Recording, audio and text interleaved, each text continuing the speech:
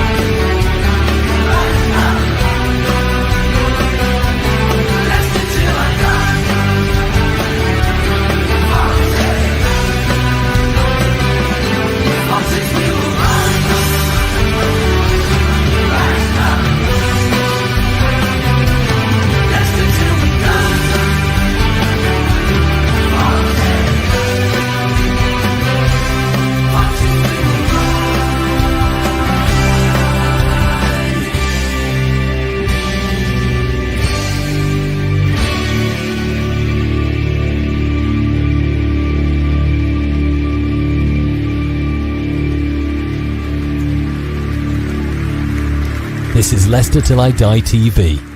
Watch and subscribe on YouTube and listen on your podcast platform. Good evening, everybody. Here we are. How are you doing? You thought we disappeared up somebody's backside. I don't know what it felt like it. But we are back and we've got to talk Leicester. And I'm joined by, obviously, our old friend, Tom. Tom, good evening. Good evening, Chris. Good to have you back from holiday, mate, of course. You had a little break here, so we're both a bit out of practice from the live shows, aren't we? We are, and I'd like to say it's lovely to be back, but it's actually hotter here than where I left Lanzarote. Yeah. It's pretty much the same temperature, but there's just no wind here. And I guess, I know I'm on the coast, but when I was living on a holiday, I was walking along the coast, so it was a lot nicer, a lot more pleasant than we say. It's a different heat when you're abroad, isn't it? Yeah, it definitely is. It's been really hot here. I mean, I'm not complaining. I do really like it, actually, but yeah, it has been pretty much borderline. Yeah, it is. Anyway, cheers. Some things don't change.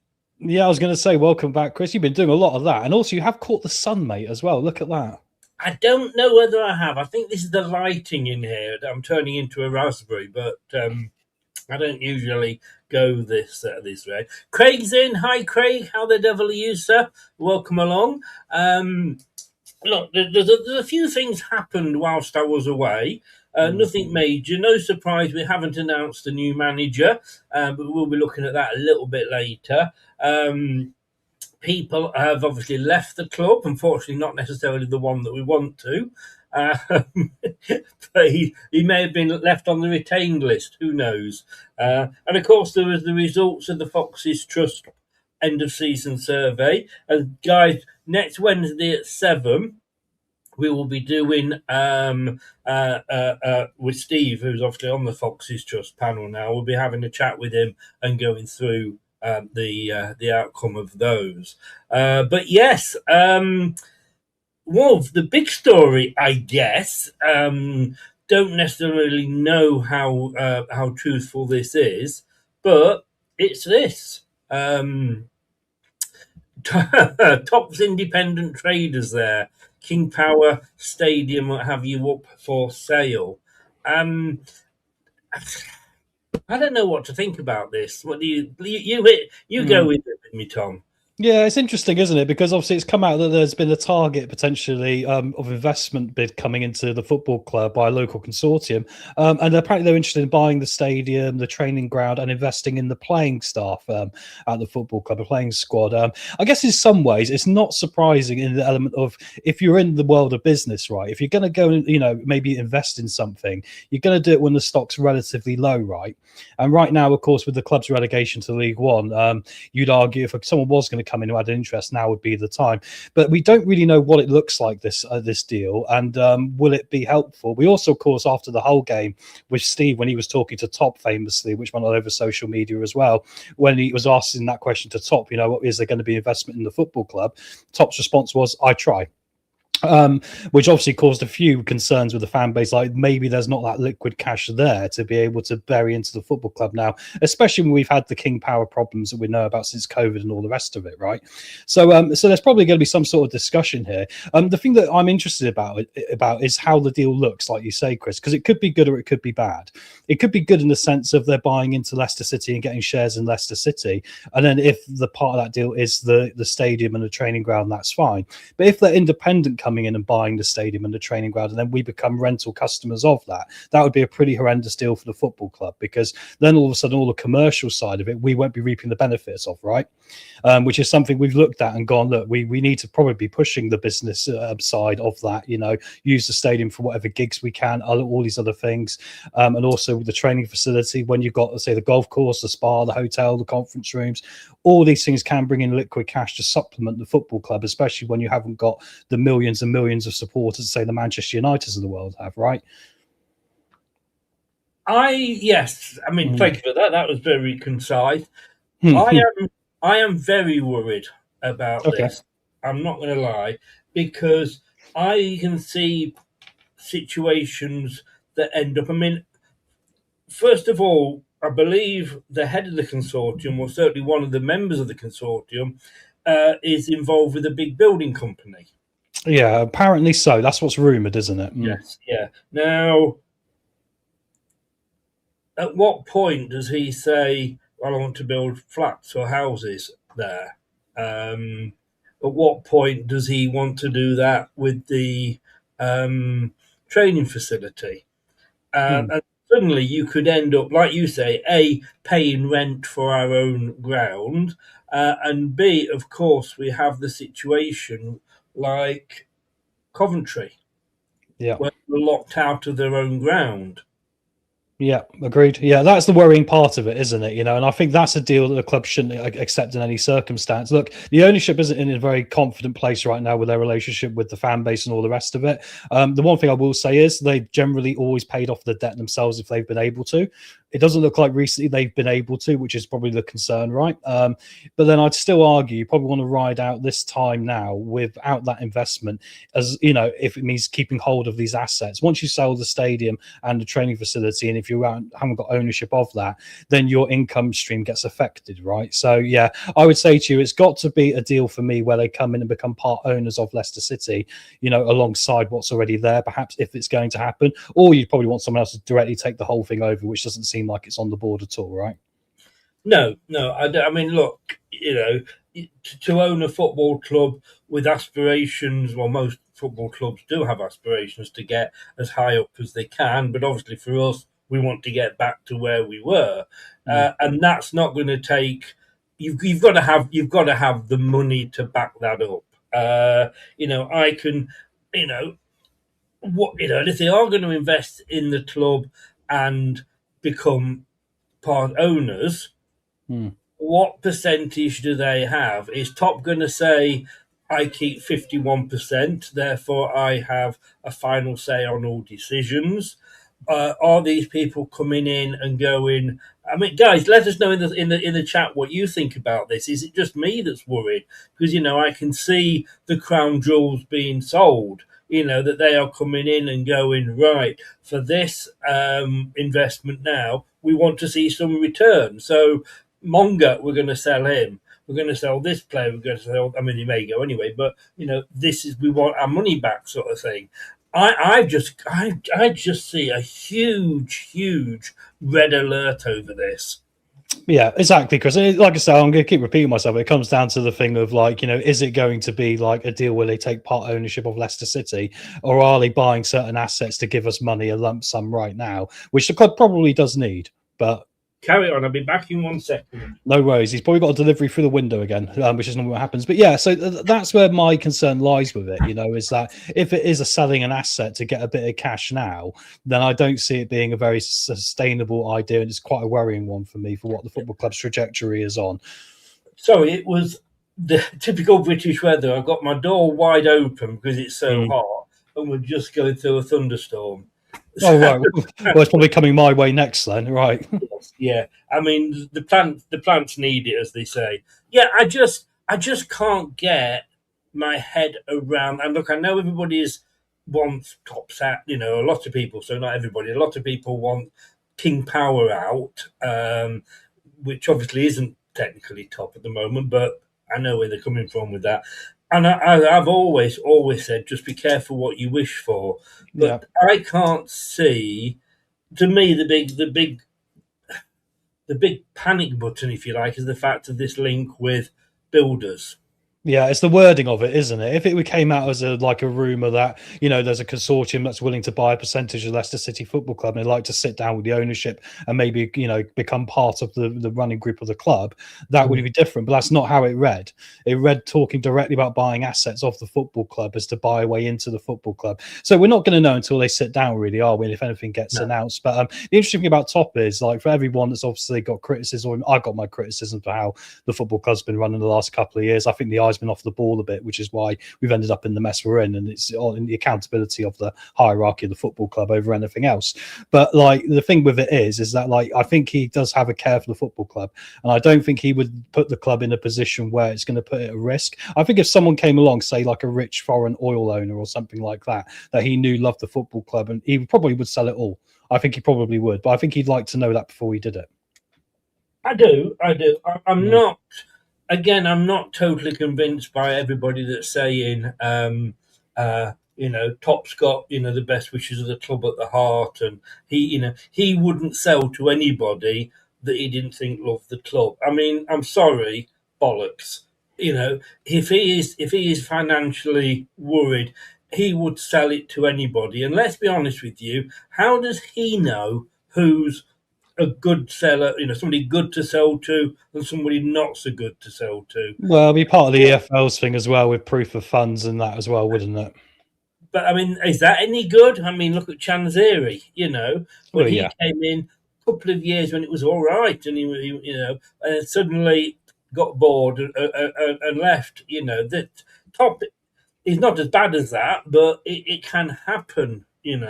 Glazers at Manchester United, for example, they got bored with the plaything and they ended up, we're in debt to the banks and what have you, and he has taken those loans on future Premier League TV payments. Whoops. But I just think, it's just worrying me. It's just worrying me. I mean, what you said about, well, yes, you buy stock when they're low and hope that they go up and then sell. But again, if he sells to whoever these people are, we don't know who they're going to sell on to.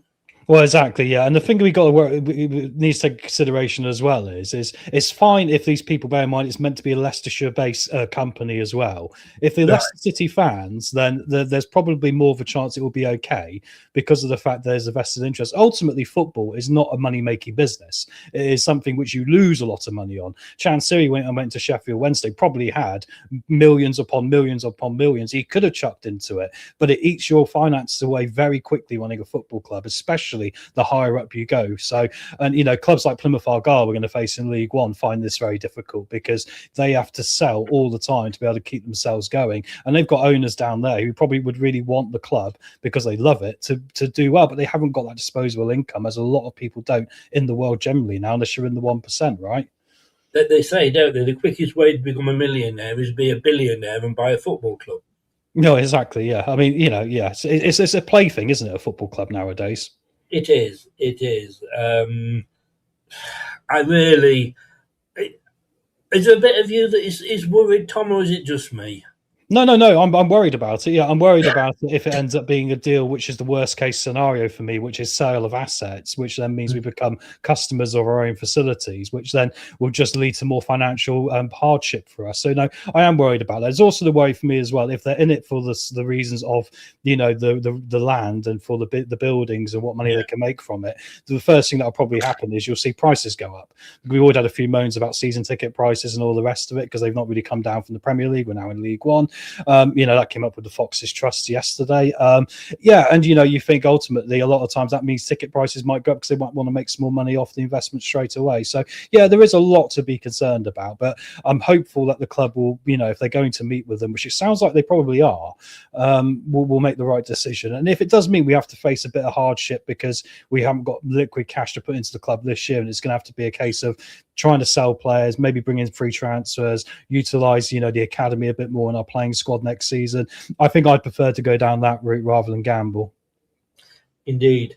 I mean, the training ground, I guess the you could, with that, fence part of it off and build there very, very easily. I mean, do you need that long bloody driveway and all that? It is, and it does.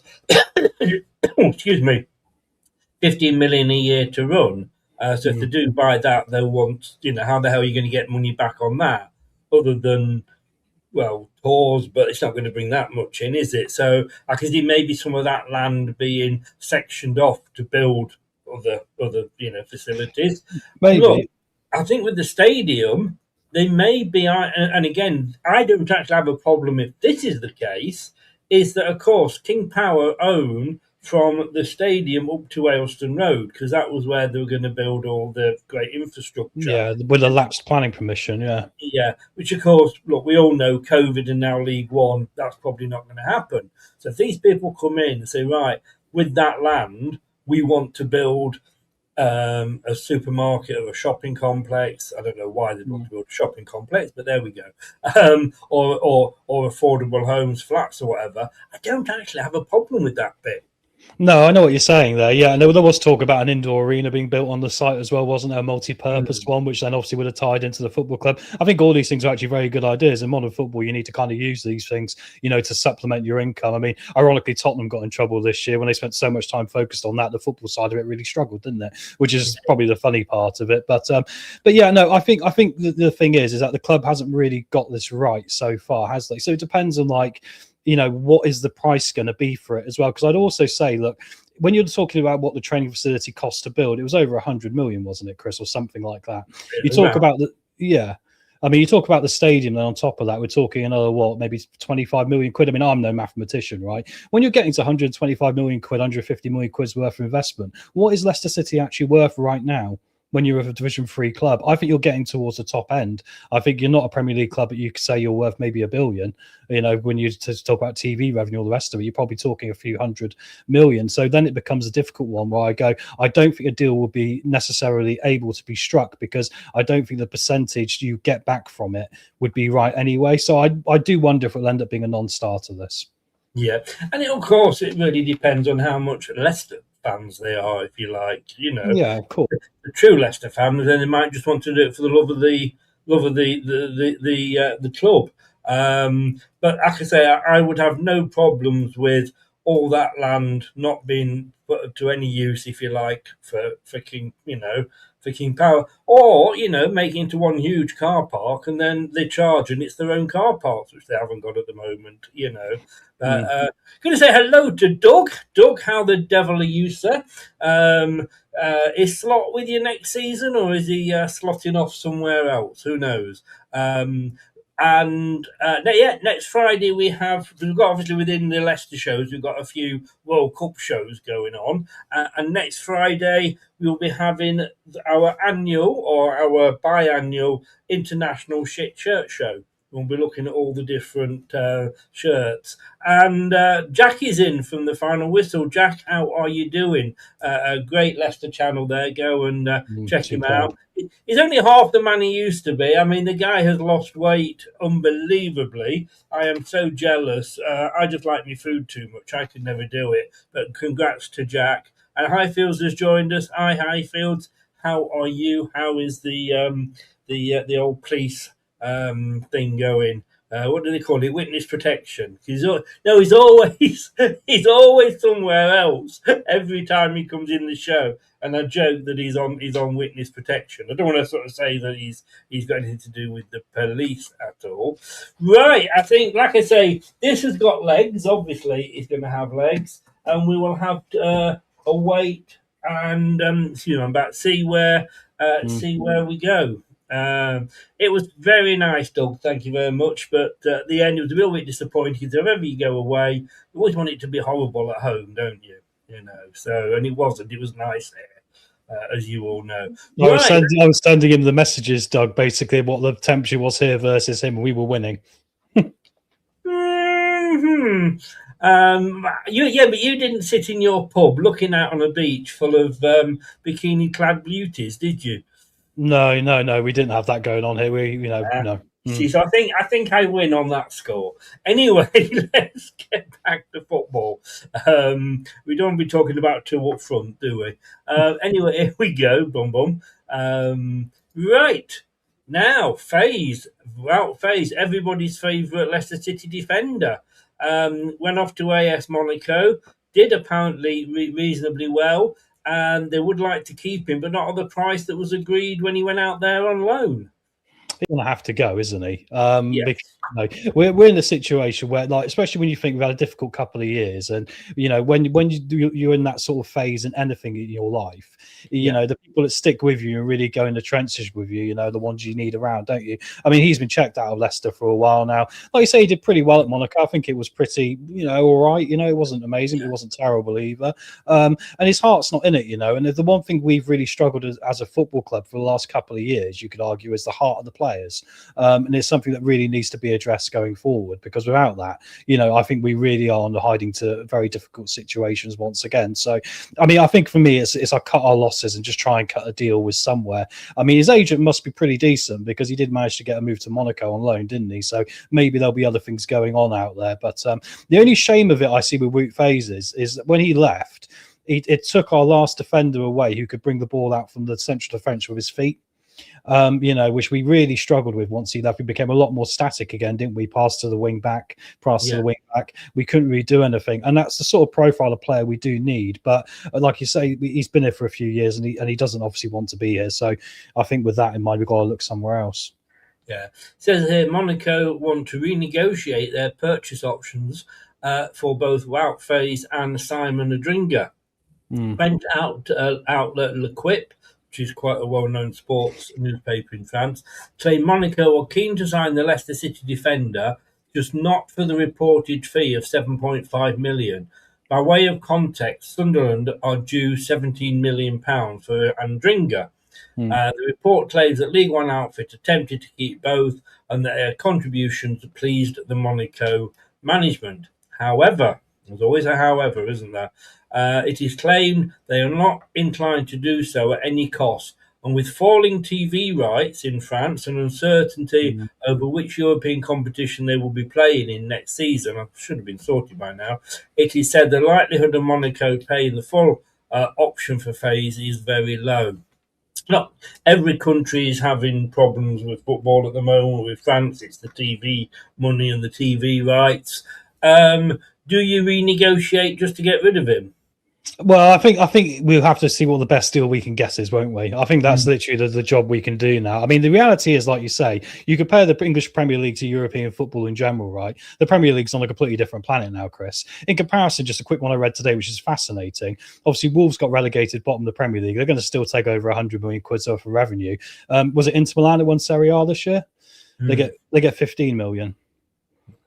I mean, if you compare that as just a little snippet, I mean, then you look around at the clubs and you can see why they can't afford £7.5 million. But it also shows you the importance of when you're bringing in players to Leicester City, that we do try and get them right. There was some interesting Wout Faes a couple of years ago. And it was the same actually with Patson Daka as well a couple of years ago, wasn't there, from Bournemouth. And you think, well, maybe we should have been better at knowing when to strike these deals, and rather than getting stuck into this mess we're in now. So, hopefully we'll be able to get something for him. I mean, what did he cost us? 15 million quid, Wout Faes. I think it was about that. What's the position, or somebody in the chat might know if you do, about if you have a player for so long, does any profit that you then sell them for become totally countable to PSR?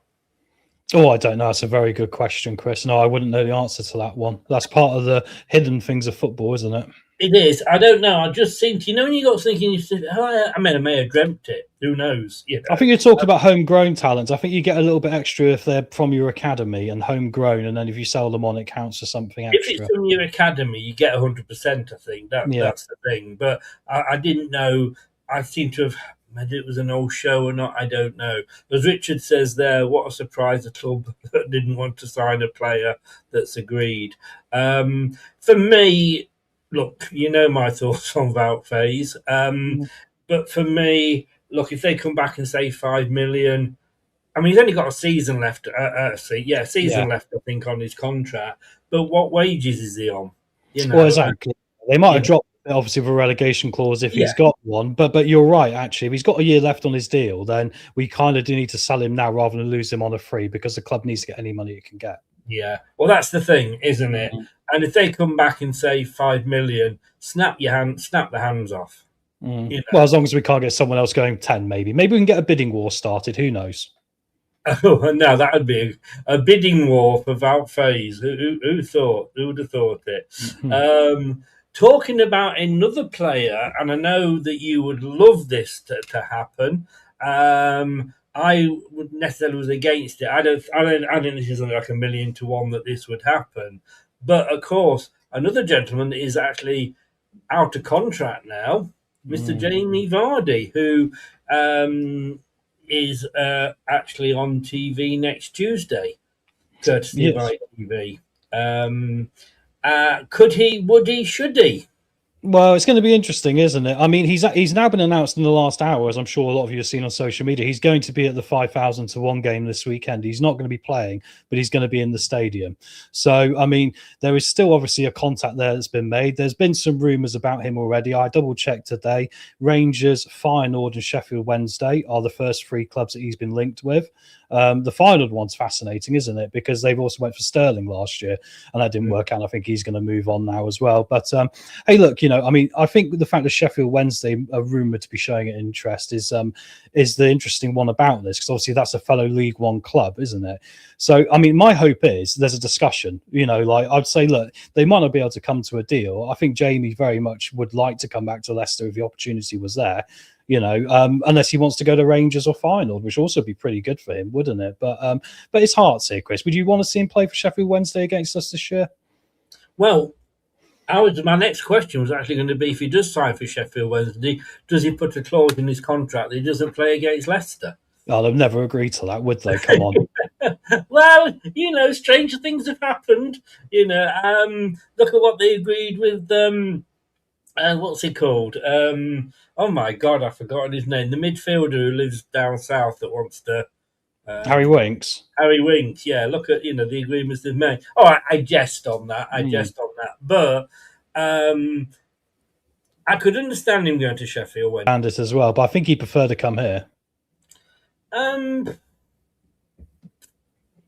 But it is difficult, isn't it? Hey, look, he is going to be 40 next year. I mean, and it would depend on the money. I mean, I still think, he could still do something. Will he be 20 goals? No, he won't. Will he be 10 goals? Quite possibly, and I think when we've had a year, we've had terrible strikers. And when you think about the context as well of having players here at Leicester who are playing for Leicester and want to play for Leicester, we want to get that sort of character back in this dressing room, which we definitely slipped away from in the last 2 years. I think that is something also you can consider the money would be well spent on, Chris. So for me, I would do it in a heartbeat, but I know a lot of people will disagree. No, I mean, I can see the advantage. I hope my fan isn't making too much noise on the microphone. It's what else he would bring. Leadership. Yeah. I mean, when was the last time, well, certainly since Vardy left, where we have leadership? He could be club captain. He could maybe wouldn't be able to play every week. Look, a 40-year-old Vardy is probably as good as a 35-year-old Callum Wilson. Do you know what I mean? Yeah. Just keep him supplied with Red Bull. But, it's intriguing, and I wouldn't mind him back. But would he come back while John Rudkin's still at the club? We don't know. See, we don't know the intricacies of that relationship, do we? I mean, absence can make the heart go fonder sometimes, can't it, almost? But there is an element of almost going back to your ex a little bit when you've had a slightly rocky end, perhaps, as well, isn't there? So, yeah. I think if Susan Whelan was still here, that would Hmm. make it an interesting topic of discussion. Yeah, it would. I mean, the football club has done it before when we thought that there was no way back for certain other people before, and they have come back to the football club. So I don't think it's outside the realm of possibility. And the fact that he's going to be there at the weekend now, which wasn't obviously part of the plan originally, I mean that does make me feel a little bit more confident that it could happen. I mean, I view him as like a Kevin Phillips, really. I think he's that sort of player. I think, Billy Sharp even, right? I think he's still obviously got that ability to find the back of the net. I think he's done a pretty good job with what's a difficult team in Serie A this year he's had to play with as well. So I don't see much of a downside to it really, unless obviously the money is extortionate. But with some of the other names that are being linked, which we'll probably get to a bit later on, I mean, I think they might even cost a similar sort of wage bill, And we're looking at maybe a striker who in his last League One appearances got 1 goal in 25 games. So what would you go for? I'd go for Vardy. Yeah, I mean, again, Richard there just said, could Sheffield Wednesday or us afford Vards? Leave it. He's the past. We need a future. Stop looking backwards. I know what you're saying, but we're going to lose a lot. We've lost a few players already. We're probably going to lose a lot more. We need the youngsters coming through, but like I was talking about when we were talking about Thomas Tuchel's England team, there's a lot of youth in there, but he's still got the experience as well, which is what Germany do absolutely brilliantly. It's not a complete clear out; it's drip feeding the youngsters in. And I just think Vardy as club captain, look, he wouldn't cost us a fee because he's out of contract, so there's no transfer fee in there. You were saying something last season about the fact that he was quite willing to take a pay cut to stay last season.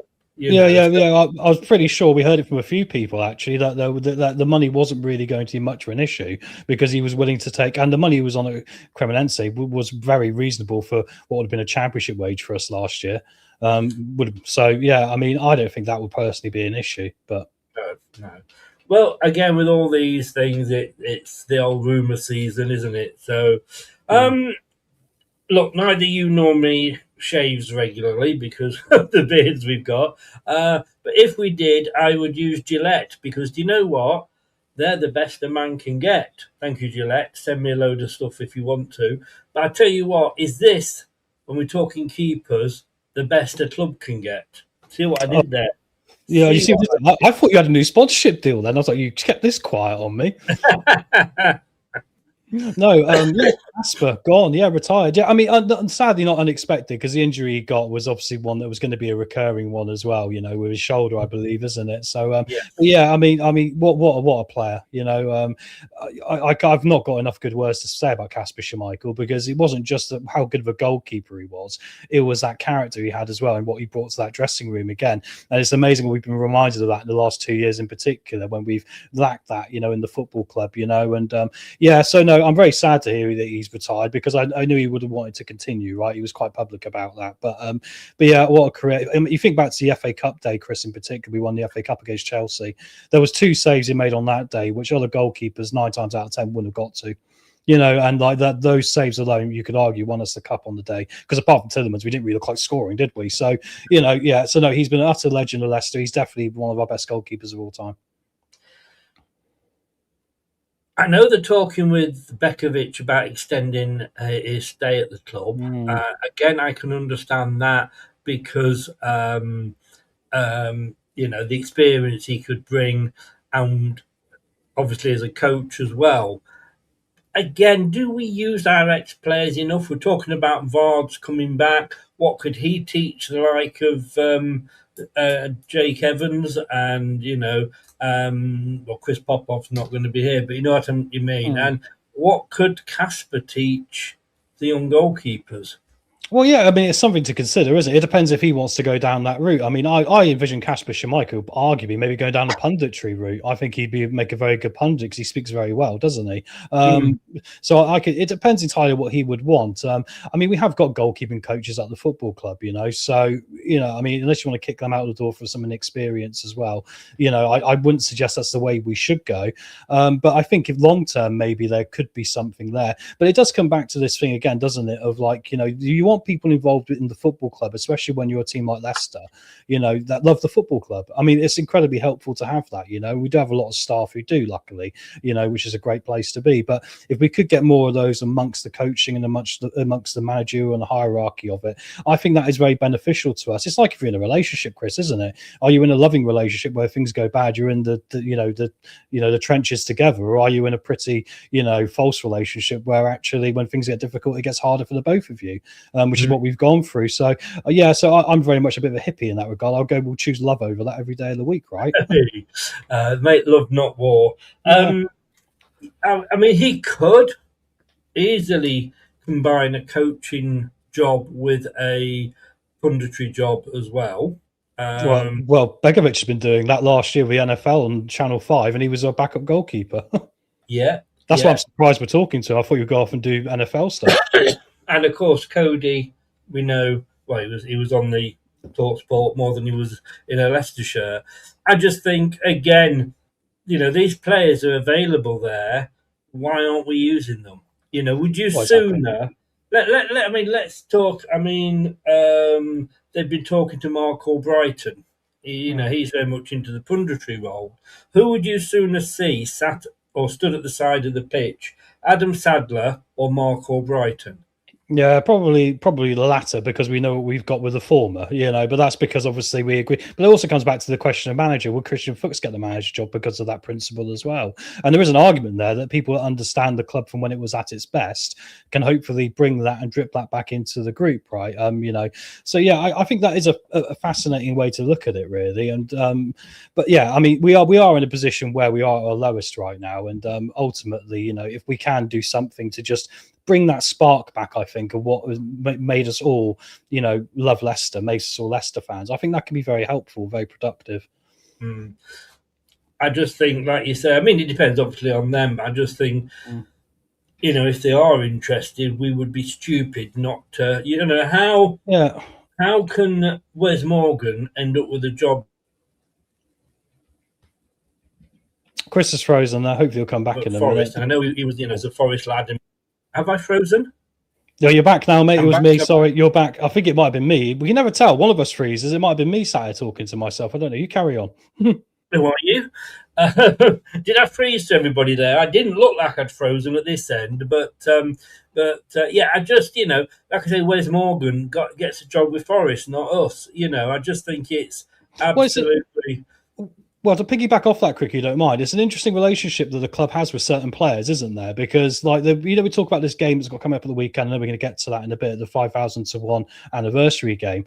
I mean, a lot of the players have been asking for that to be set up for a long time, 2 years now. They've been talking about we need to get together and do this, and the club didn't seem that interested in a lot of them. There's been certain players, even publicly this year. I mean, Danny Simpson, I believe, and Wes Morgan said it. He didn't feel he saw the football club, in the same way it used to be. It almost changed. And that comes from the ownership, Chris. It doesn't come from those players, because they've not gone out, and slammed the club. I think they've been very gutted to see the football club where it has been, and they've been actually, a lot of them publicly, Chris, have gone on record and said, we'd like to help. What can we do to help? Not asking for any money, but what can we do in ambassador roles to get something back in the football club? So you made an interesting point there, because the football club seemed to, for certain players in particular, especially with Vardy's departure as well, they've sort of drawn a line there and sort of left them behind the wall. And it does beg a question. Hopefully that can be restored a bit in the next few weeks, and maybe we can get a bit more growth back into that relationship, because I do think that's very important for Leicester. We shouldn't be treating our legends like they're doing nothing. Agreed. I mean, we have them turn up on match day and take you around Keith Weller Lounge and all that. Maybe we could make more of them. I'm going to be, well, not necessarily controversial. I think people might agree with me here. Is the one reason why none of these players are asked back, and is that reason somebody who used to be in Dallas, JR? I don't. Oh, I see. Yes. Going back to what the Fox, I didn't get the reference to it, and I realised the initials. Yeah, we're trying to be very careful nowadays, aren't we? But it was funny because it was brought up last night on the Fox's Trust, results. Obviously, go check that out on their channel, guys. At some point, the number one thing that all Leicester fans wanted, and that was the outcome, was for that individual to move on, because they felt, a promotion from what we had seen, and from what we've seen with all these other noise going on, like I just mentioned about relationships and difficulties. there's a problem there. And, you know, and that's the thing that's got to be nailed on the head. And I don't think you can halfway house it after a certain amount of time. Maybe it will change, I don't know, but it has been an interesting relationship. There's no doubt about it. And I think, unfortunately, while we don't like to deal in rumour, when you hear a lot of smoke, you know, for a long time going over years, you start to believe there might be a fire behind it. Yes, totally. I mean, and let's just stick on John Rudkin at the moment.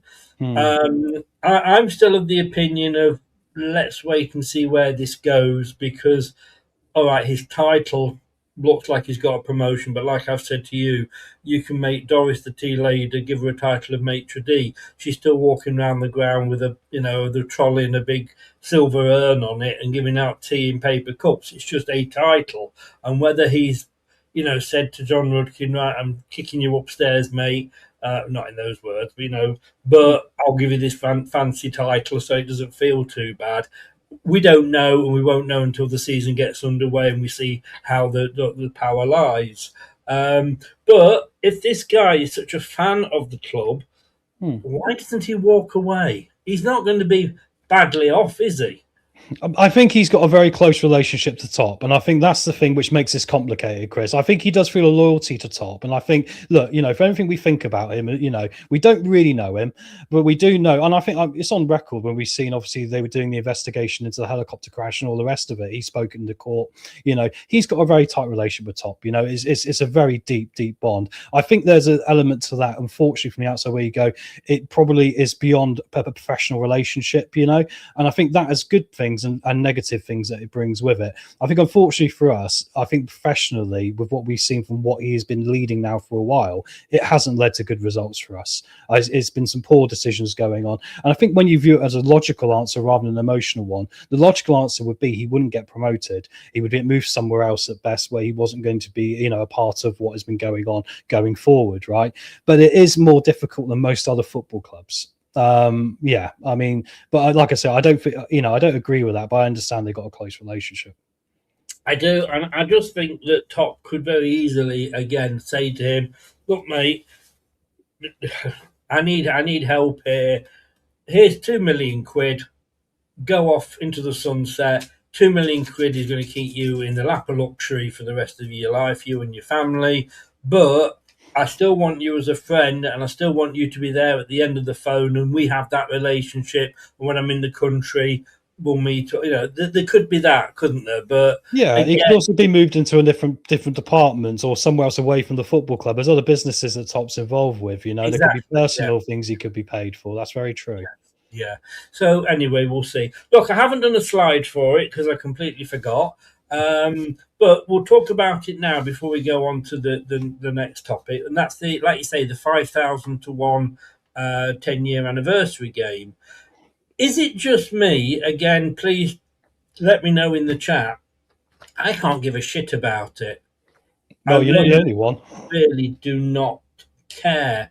I will not be watching it. I did think, well, if it's on the player thing, do we do a watch along? And I just thought, you know what?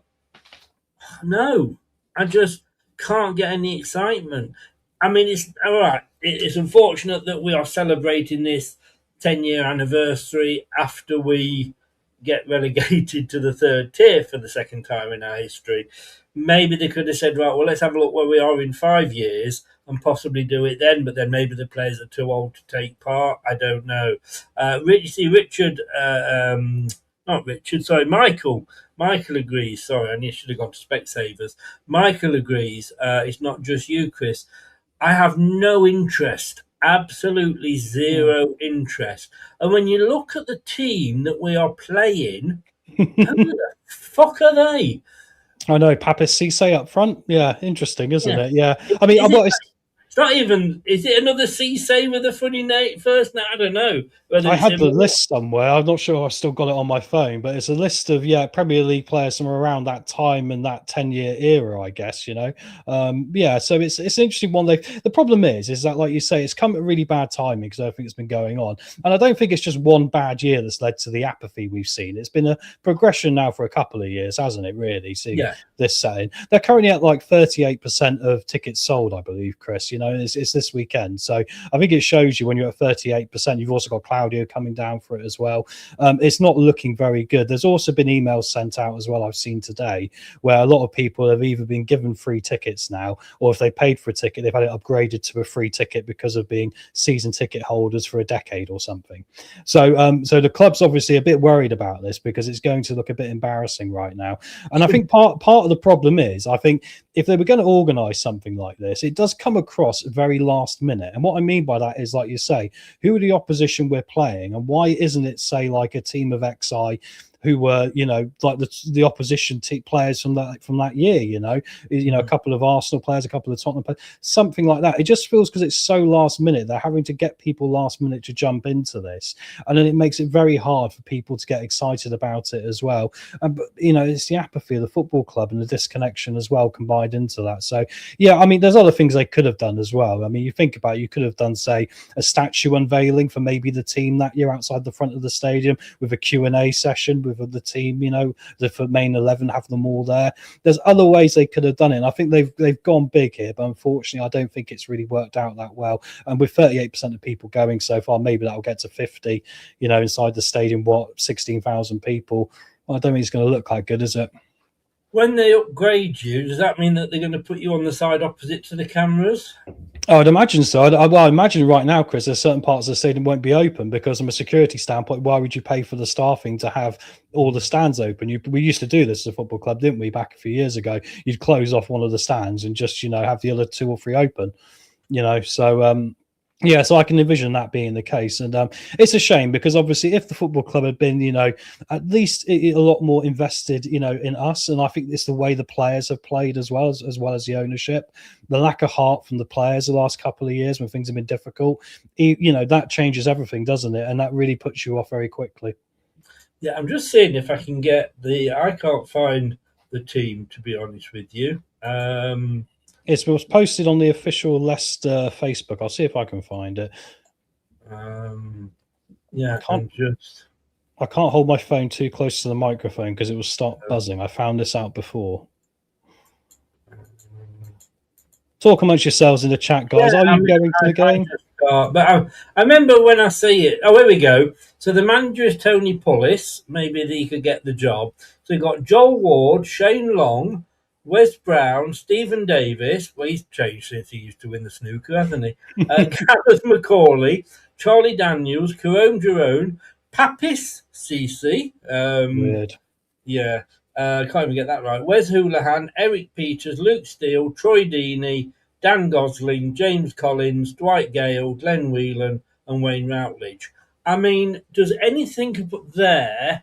And I've got total respect for Tony Pullis. But when you look at the players, all right, Macaulay, Wes Brown, Houlihan, Troy Deeney, obviously, Dan Gosling. After that, and Dwight Gale. So half of them I've heard of, but there's not one of them that although I'll be honest with you, I suppose you're not going to go for, what, Thierry Henry or people like this? Exactly. Or, Thierry Henry was before our time for this as well, but it was. But you know what I'm saying. There's nothing there that I would go and say I need to go and watch them. But I suppose you're not going to watch them anyway, are you? You're going to watch, our team. Yeah, I mean, you could have probably done a Leicester XI, couldn't you? Because Gareth McCauley's already in there. You obviously played for Leicester for a few years as well. Yeah. Maybe you could have got Emile Heskey in there, maybe like Stevie Claridge. You could have done something where like a legacy team took on the title-winning team. Maybe that would have connected a little bit more as well, because then it's all Leicester. Rather than, like you say, random names like Eric Peters, a left-back from Stoke, who, we played once or twice. Yeah. I mean, let's be honest, I suppose a lot of players couldn't be asked to turn up if they were asked, Well, it's been very late organised, hasn't it? Well, at least it seems that way anyway, because of how it's been announced. It's been very drippy sort of announcements for it the whole last month. I suppose they didn't want to announce that whilst we were in a relegation battle. That would have looked a bit... No, you could have maybe, but then you could also do something else, can't you? I mean, I get they've got to do something, but like I say, I think there's other ways you could have done it. And I think right now, like it doesn't look very good. And I don't think it's going to look very good to Claudio when he comes back, as half the Leicester fans have buggered off since he was last here, Yes, yeah. Tony Pulis, can I just say, I'll never forget Tony Pulis, West Brom Albion manager he was when we won it. Mm. And he stood there in the post-match press conference, and it was it was the manager of the opposition. I think we'd just beaten. Stood there in front of the cameras, going, "I hope Leicester win, go ahead and win it." I mean, Yeah. how to upset your own fans. But total respect for Tony Pulis for doing that. But yeah, nothing there that excites me at all. And Troy Deeney, I'd probably just want to take him out, to be honest with you. But times have moved on. We can't keep holding these grudges, can we? Apparently, I'm just looking. Louis Page and Monga played for the England under-18s, and they were playing somebody else. Who were they playing? They're going. They were playing Greece under-19s, apparently. Stadio Daska Acharas this morning, and Joey Monga scored the winner for us. Well, there we go. Just what he wants right now, to put himself in the window, bless him. Exactly. Well, he's not had much chance to put himself in the window, played out of position and played in a shit team. But well done to Jeremy and Louis. Players that didn't get regular starting lineups in the Leicester squad, but play for England. Who knows? It tells you, doesn't it? We get quite a few of those, don't we? Yes, exactly. And I don't think there's many people in. I mean, Richard said it's embarrassing. They're all nobodies who have done nothing from League One and Championship. Shane Ritchie would be more entertaining. Yes, he would. Yes, he would indeed. Fans should boycott the game. It will be embarrassing. If it is not 3/4 full, it will be embarrassing. But I think that's the way it's going to be. And I think a lot of people are boycotting the game there, Michael, as well. So yeah. Right, shall we move along? Yeah, why not, Chris? Let's leave that game behind us like the rest of us have. Yeah. All right, the release list was brought out. Goodbye and good riddance, or sad to see go. A couple of surprises, not at senior level. No. I mean, I love the fact that apparently we let Ricardo go. The fact that he was retiring, I think has got nothing to do with it. But yeah, talk me through this one, Tom. Yeah, so player departures, we got 5, maybe 6, haven't we? I know a lot of guys might have seen this, but we might as well refresh our memories. Jordan Ayew's gone. Way, everyone, get your beers out. Pat Sandaka's gone. Ray, congratulations, we got through it. Wanya Marcel's gone, which is one we weren't sure on. I thought he probably would go, but you were pretty much not sure, Chris. The Salas has gone, which we expected. He's on a big wage. He didn't really change the world for us, did he, when he came in for 6 months on a free transfer? And obviously Ricardo we talked about as well. Asmir Begovic, negotiations ongoing at this time. We do believe he was on the same money as Jacob, about maybe £15,000 a week. I wouldn't suggest we're going to negotiate a deal of that again, because that does seem quite high. But it'd be interesting to see if he sticks around or not. I guess you could argue that I don't think he was brilliant for us, but you could argue perhaps if the money was right and we do need a bit of maturity in that dressing room, then maybe as a backup goalkeeper, maybe on a lot less of a wage. So, but he could be the 6th one to join that list. Obviously, our loans that have gone back, we got Jordan James, Dujon Richards, Joe Aribo, Divine Mukasa, Aaron Ramsey, and I would say a 1 in 5 success rate there, wouldn't you, Chris? Only Jordan James is really worth bothering with. Yeah, I mean, in fairness to Aaron Ramsey, it was an injury, but what the hell were we doing keeping him when, if he was ever going to get fit, it was only going to be for the last couple of matches. Yeah. Anyway, so why did we keep him? And why did Burnley let us keep him? Mukasa failed to deceive, I think, in fairness. Joe Aribo didn't really do much for me. Dujon Richards was never played. That was again the trouble. Why do we take these players on loan and then never do anything? Hi to Mike, who's popped in. Let me know your thoughts, Mike, on Christian Fuchs, because I remember earlier in the season, he's a Newport fan. Earlier in the season, when he first came in, you hated him. He kept you up on the last day. Was he suddenly Alex Ferguson Mark II, or was it just that everybody else around you was shit? Let me know what you think. Wanya Marcel, and I just thought as a squad player. I think he was paid quite highly for a squad player. I think that's part of the thing as well, isn't it? It's the wages, isn't it? So I'm not surprised because he was, what, 23, 24? So we're getting past that point where you kind of got to be really an amounts of first team, haven't you? So I can see him going to somewhere like the Dutch league, Chris, and probably being half a decent player. As Michael said in the chat, a lot of these players will probably go on elsewhere. And I've always said this, I'm not one of these people that hopes they crash and burn now. I'd actually be quite happy if Patson Daka found some form somewhere else, because they're like, oh, there was something there for him, but obviously it hasn't worked out here, and for whatever reason.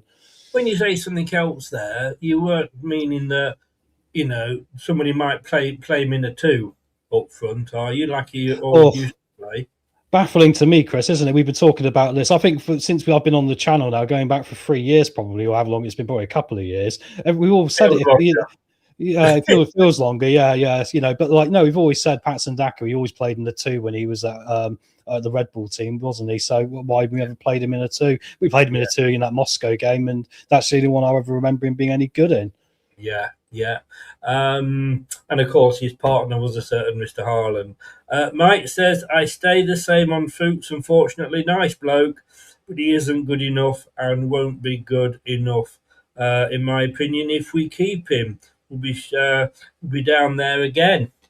Interesting. Well, he's currently the 5th favourite for our job, mate, so you might get a bit of a helping hand from Leicester in a minute. To be honest with you, do you not think that's because it's the ex-Leicester link? Oh, 100%. Yeah, that's like what 95% of it is, Chris. Yeah, but also you also got to think. I mean, I said this. I mean, like a few shows towards the end of the season, it wouldn't surprise me if something like this happened, because I think the club now does appreciate they've got to do things to get the fans on side a little bit. And I do think that shouldn't dictate to you all of your decisions. I mean, but I do think it would have been helpful in the restructuring of the management with John Rudkin in particular to perhaps made an indication of goodwill towards the fans by some of your thinking around that. But yeah. Cool Boy, Cool Boy's Backyard. What a great name. You see again, no, you can't have Casper. We don't need somebody coming in. We did talk about Casper coming back as a coach, but not as a manager.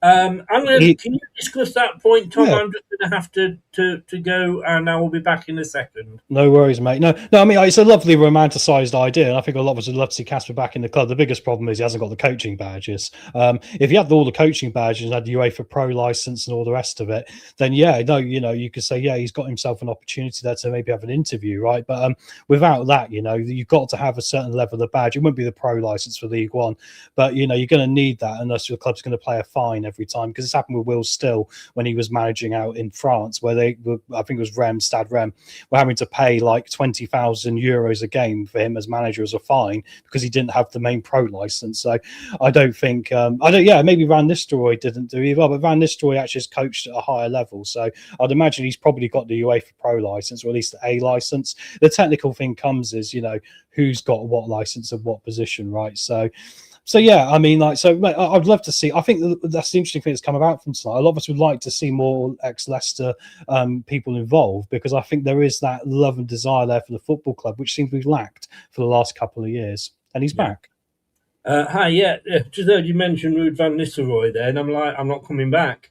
I mean, we probably didn't think he had his coaching badges, but yes, he must have done. I think we've got to get out of this thought process of, because they're ex-Leicester, they'll come back and do a fantastic job for us.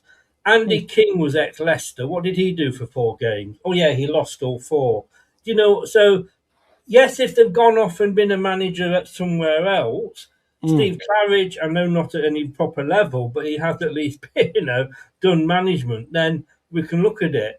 But what happened with did you say Leicester Fan TV have let you down? Somewhere. Okay. No, it's up there. Cool Boys Backyard 757. Yeah. Oh, right. Well, what did they let you down on? We're not associated, so we don't really know. No idea about that one. We'll come on to that in a minute, because having said that, I might surprise you with what I'm going to say. 5 players have had options on their contracts exercised.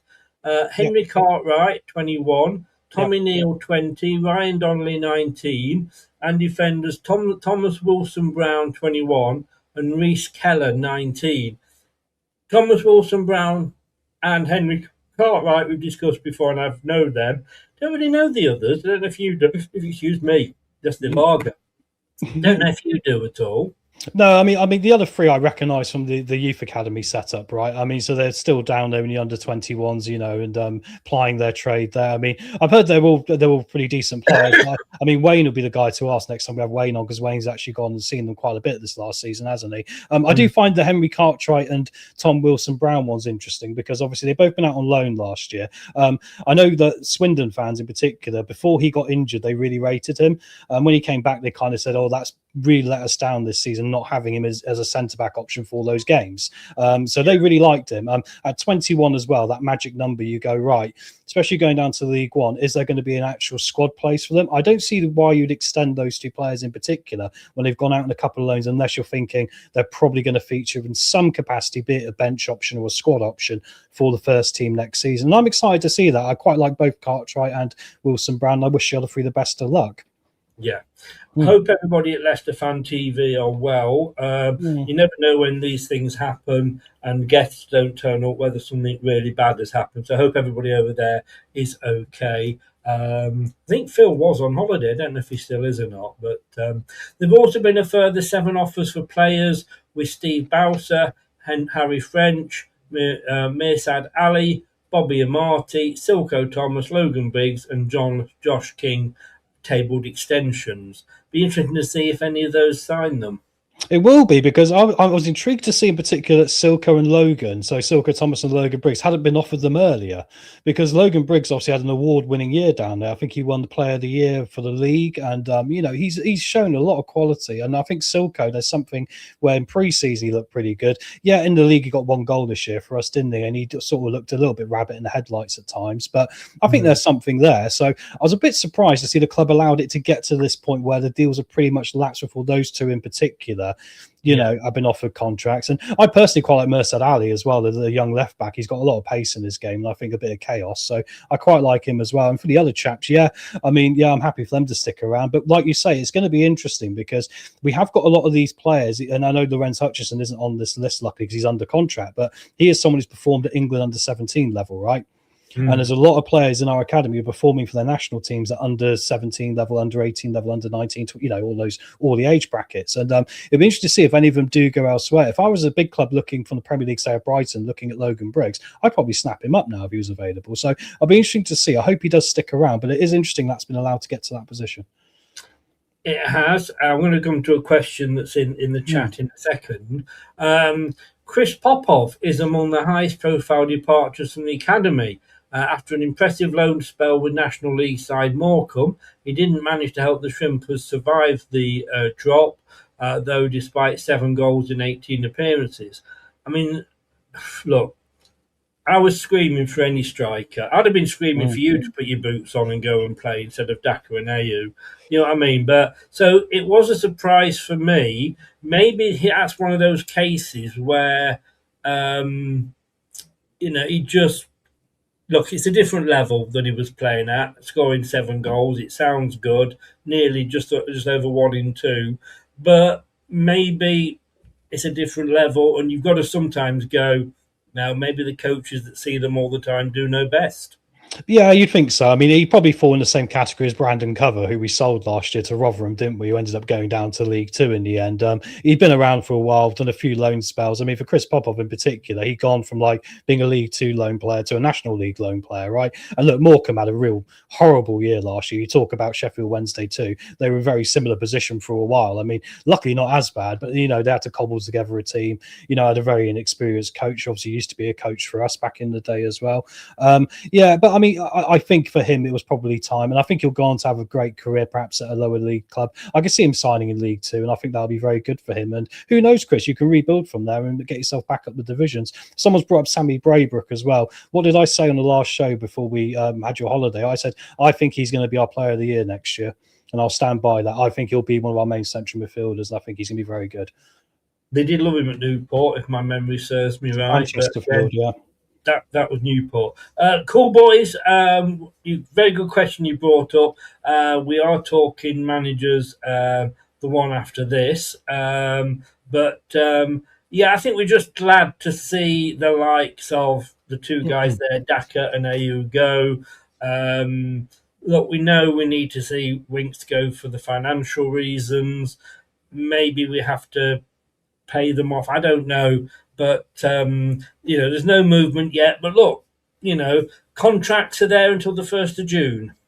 Well, that's it, exactly. Yeah, and it's funny because when you talk about these departures and who's been extended and all the rest of it, the two things that stick out for me are the players that there was no love lost between us and them and the fan base. They've gone, which is what was right for everyone, right? That's the way it had to be. That if someone had offered AU a new deal and he stayed, I'm pretty sure there'd have been people outside the stadium with blooming pitchforks, wouldn't there? But the other thing that I will say is we got to see a bit more progression from the academy into the first team. I know we had Monga up there and Silko for a little bit last year. And a couple of others dotted in there, but I think when you've got players now at the age of 21 like the Henry Cartwrights and the Tom Wilson Browns, it's kind of time to get them in that first team, right, and get them going here, especially after these loans. I'll be very disappointed if we've extended their deals, Chris, and then we don't see that happen and they end up becoming under 23 players for the rest of the season or out on loan again. I'll then kind of think, well, what is the point? So I hope we see twofold. Obviously, we're glad to see the back of these guys, but I want to see these guys a bit more exposure in the first team.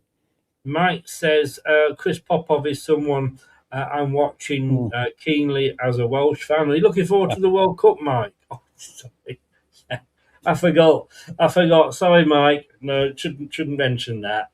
I was going to say, you're stirring the pot. That cost us immensely because Jordan James got hurt. I know. That's why Wales should give up football and just take up sheep shagging as the national sport. But Mike knows I'm joking. And he also says, I have no idea. Oh, here we go. He was one of our players of the season and played only half. That's Sammy Braybrook, of course. And I have no idea how Nathan Apuko is a professional. Neither do we. No, we bought him and he's never put on a Leicester shirt in anger, but... He's still under contract. I'm pretty sure he was meant to be out of contract. I mean, he's 24 now. Yes, yeah. If anybody knows when his contract expires, I mean, I could look it up, but I'm doing the show, so stick it in there. Stick it in the chat. Like you say, Richard, 1st of June, that's when all the contracts tend to... If you sign for a season... 1st of June is when they expire officially. Right. Next summer. Oh God, not next summer. Please. Remarkable, because you think he's now 24 and he's been going out on loan all the time, and you think, wow, but what did you see in him? I know. Yeah, he did sign a new contract early in the season. That's right. Yeah, I'd forgot he did. Mate, yeah, because we said that was the new guy's way of making sure we got some money for him. Well, yeah, exactly. I hope we're wrong and he ends up starting for us next year, becomes a revelation. But I'm pretty sure, with all due respect to all of you Newport fans in as well, that hasn't happened down there. I can't see it happening in League One. I think the only thing that he's going to do next season is make Daka and AU look good if he stays and plays for us. But you'll be back at Newport with Christian Fuchs. You watch. Here we go. Free agents, anybody? I'm going to start with two, simply because of the links, obviously. But there's a hell of a lot of free agents out there. I got a list right here. Oh, you have, by God. And that's just in the Championship. Jeffrey Schlupp, we're not having him back, are we? Well, I wouldn't have thought we would. I mean, do you want me to hear the ones that I've actually heard linked and I've read around, So the ones that we've been linked to are actually available on free transfers. We've got Lyndon Dykes, sorry, I must say his name right. Charlton. He's in talks to currently stay at Charlton. We obviously had some interest in him, didn't we, back in January as well. He's not been prolific. When he was at Birmingham in League One, I'm pretty sure it was like 1 goal in 20 games he got. But I think his agent is obviously trying to get him a good deal because Charlton do want to keep him, but I'm pretty sure Charlton financially aren't going to offer him X amount of money. So there is talk he's got interest coming from Leicester as well. So we'll see what happens there. I'm not particularly keen on that one.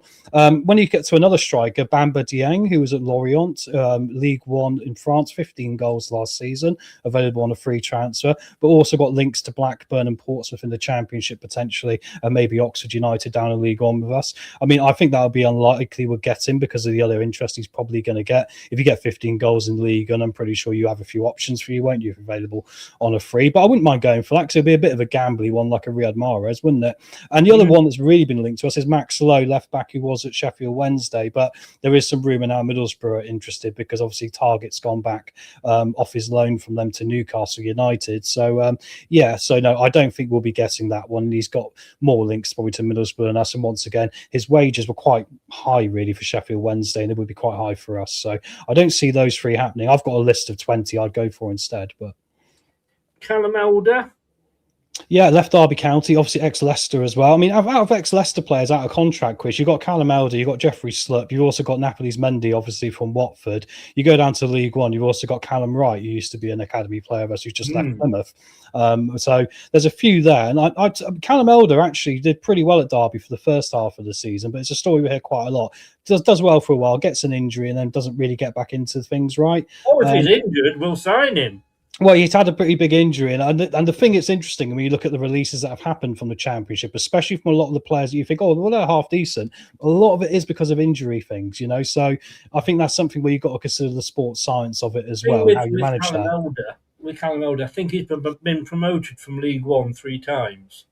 Well, exactly. If that's going to work, we'll take him. Yeah, but you think we need a left back, don't we? And I do think, you know, like there's players there like him you can look at. But once again, I think a lot of it is my trust in the sports science department as well. And it's a funny thing because we had a lot of injuries last year as well, didn't we, to key players at times? And you think, I wonder if a lot of it is. You remember the days when Harry Redknapp used to have Ledley King at Tottenham, and he knew he couldn't train.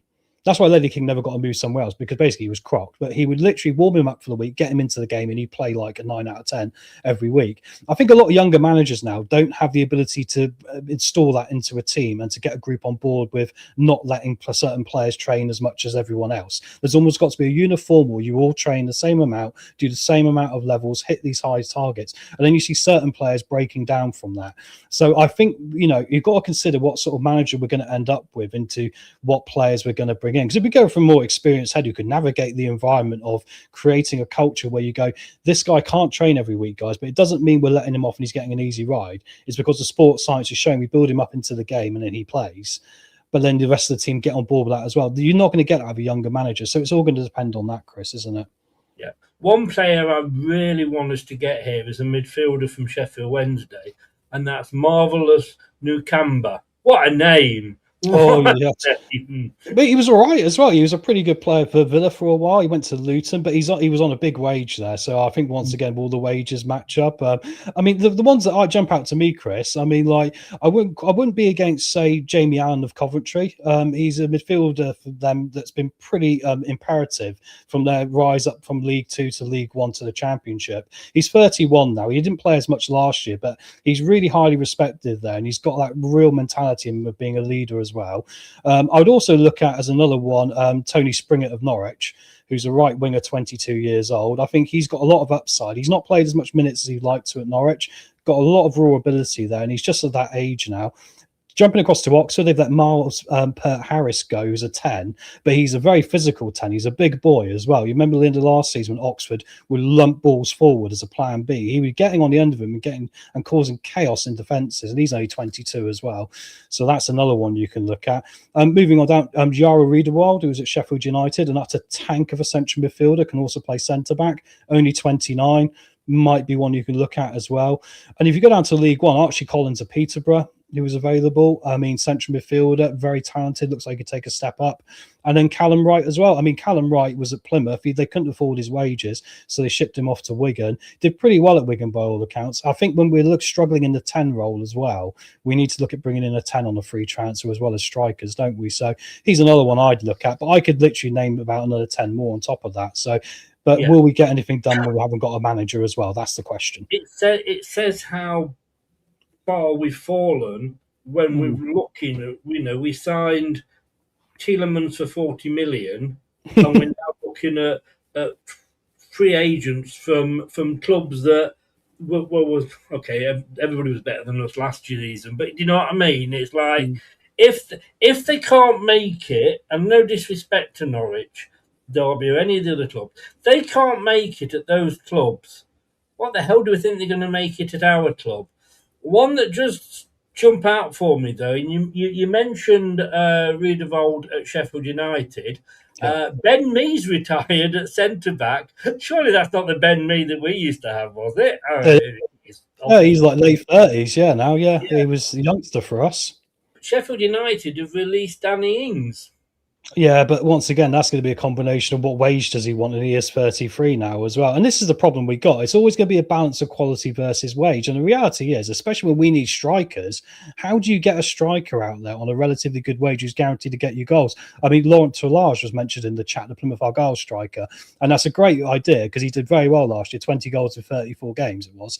But he's valued around 5 million quid. Can we afford 5 million quid? And not to mention, because he did so well in League One, there's clubs in Europe looking at him, Chris. So if I was him, what would you do? I'd probably take a move to a first division team in Germany if the opportunity came up. So it's difficult to get these players, isn't it? All I'm thinking with Danny Ings is Kevin Filert. Well, yeah, maybe, but then I go Jamie Vardy. Yeah, no. Because you know what you know, then you're getting what you know. Yes, and of course there's no wage.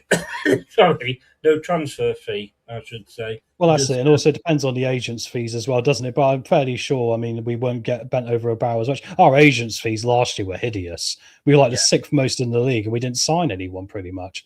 Yeah. Bonkers. Cool Boy says Danny Ings would storm League One, I think. Look,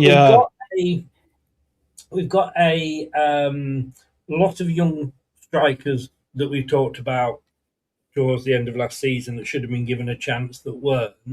But, you know, I don't want to think that Bobby Dakova-Reid is going to be our one experienced up-front player. I hope he'll be sold. Look, Kevin Phillips didn't actually... I think he scored one goal, and that was against Bournemouth. So he wasn't actually prolific in the goal-scoring thing, but... You know, did he have a lot to do with Jamie Vardy coming through? You know, so yeah, we need a little bit of experience there. Not saying Danny Ings is the answer, but he might do all right in that league.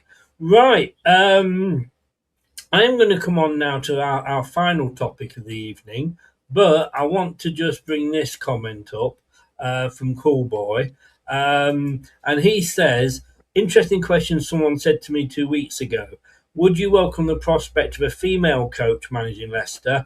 First female coach just took over a second division men's team in Germany. Now, I'm going to say I don't care whether they are male, female, or ginger. I mean, I really don't. Sorry, any gingers, but I really, really don't care. Would if Serena Wiegmann decides to step down from international football, would I have her as a manager of Leicester Men's Club too? Bloody right, I would do, because at the end of the day, the game is the same, tactics are the same. It's just a different set of people playing it. Would you have a woman manager, coach, whatever you want to job description you want to give them? Yeah, as long as the right candidate was there, I wouldn't see a problem with it. I think we're at a place now where the questions are being asked because we're starting to see these candidates emerging. It's been mentioned, obviously, in Germany. I believe, is it St. Pauli or is it Union Berlin? Can't remember which one it is. They've got a female coach now. So, yeah, I mean, I think if the candidate's available, I think it's something you can look at, definitely. But we shouldn't do it just for the sake of someone being a woman. I mean, we've entered the world now where there's a controversial element in my mind to that. We seem to want to be making up things when actually I've always said it should be the best person for the job. Make it nice and simple, irrelevant of anything. 100%. It's amazing how BBC and Sky are the two worst for this, allegedly. Oh, yeah. Vardy in a frock, says Jaworski. Maybe that's an option. But look, yeah, we don't want somebody that's just going to tick a box. That's what we've got to do. And the BBC do tend to do that, all that person, whoever, like you say, whoever's better, whether they are male, female, transgender, whatever, they're the best person for the job, they get it, Yeah. I'll never forget many years ago, and I'm going back 40 years now, and my brother was managing a chain of petrol stations. and he interviewed in Leicester, and he interviewed somebody for one manager's job at one of them, and this gentleman didn't get the job, and he took him to court. And my brother ignored it. He said it was racial discrimination. You didn't take me on because I was black and all this, that, and the other. And my brother was just totally ignoring it. Anyway, he got to court, and the gentleman stood up and said, blah, blah, blah. And my brother said, and he was Pakistani or whatever he was. And my brother said, can I call, or my lawyer called, can I call my first witness? It's the gentleman who did get the job. And he turned up and he was West Indian. Yeah, exactly. Yeah. You know, it's like, seriously, you know, that card is played too easily. But yeah, it wouldn't bother me at all, to be honest. If they had one leg, you know, I wouldn't mind. I am looking here now. This was, funnily enough, on Bet365, and as we always have to say, gambling is not the answer. If you've got money problems, do look at other ways to help yourself. When the fun stops, stop, as they say. And we have to say that whenever we talk about gambling. But let's have a look at some of these. This was Bet365.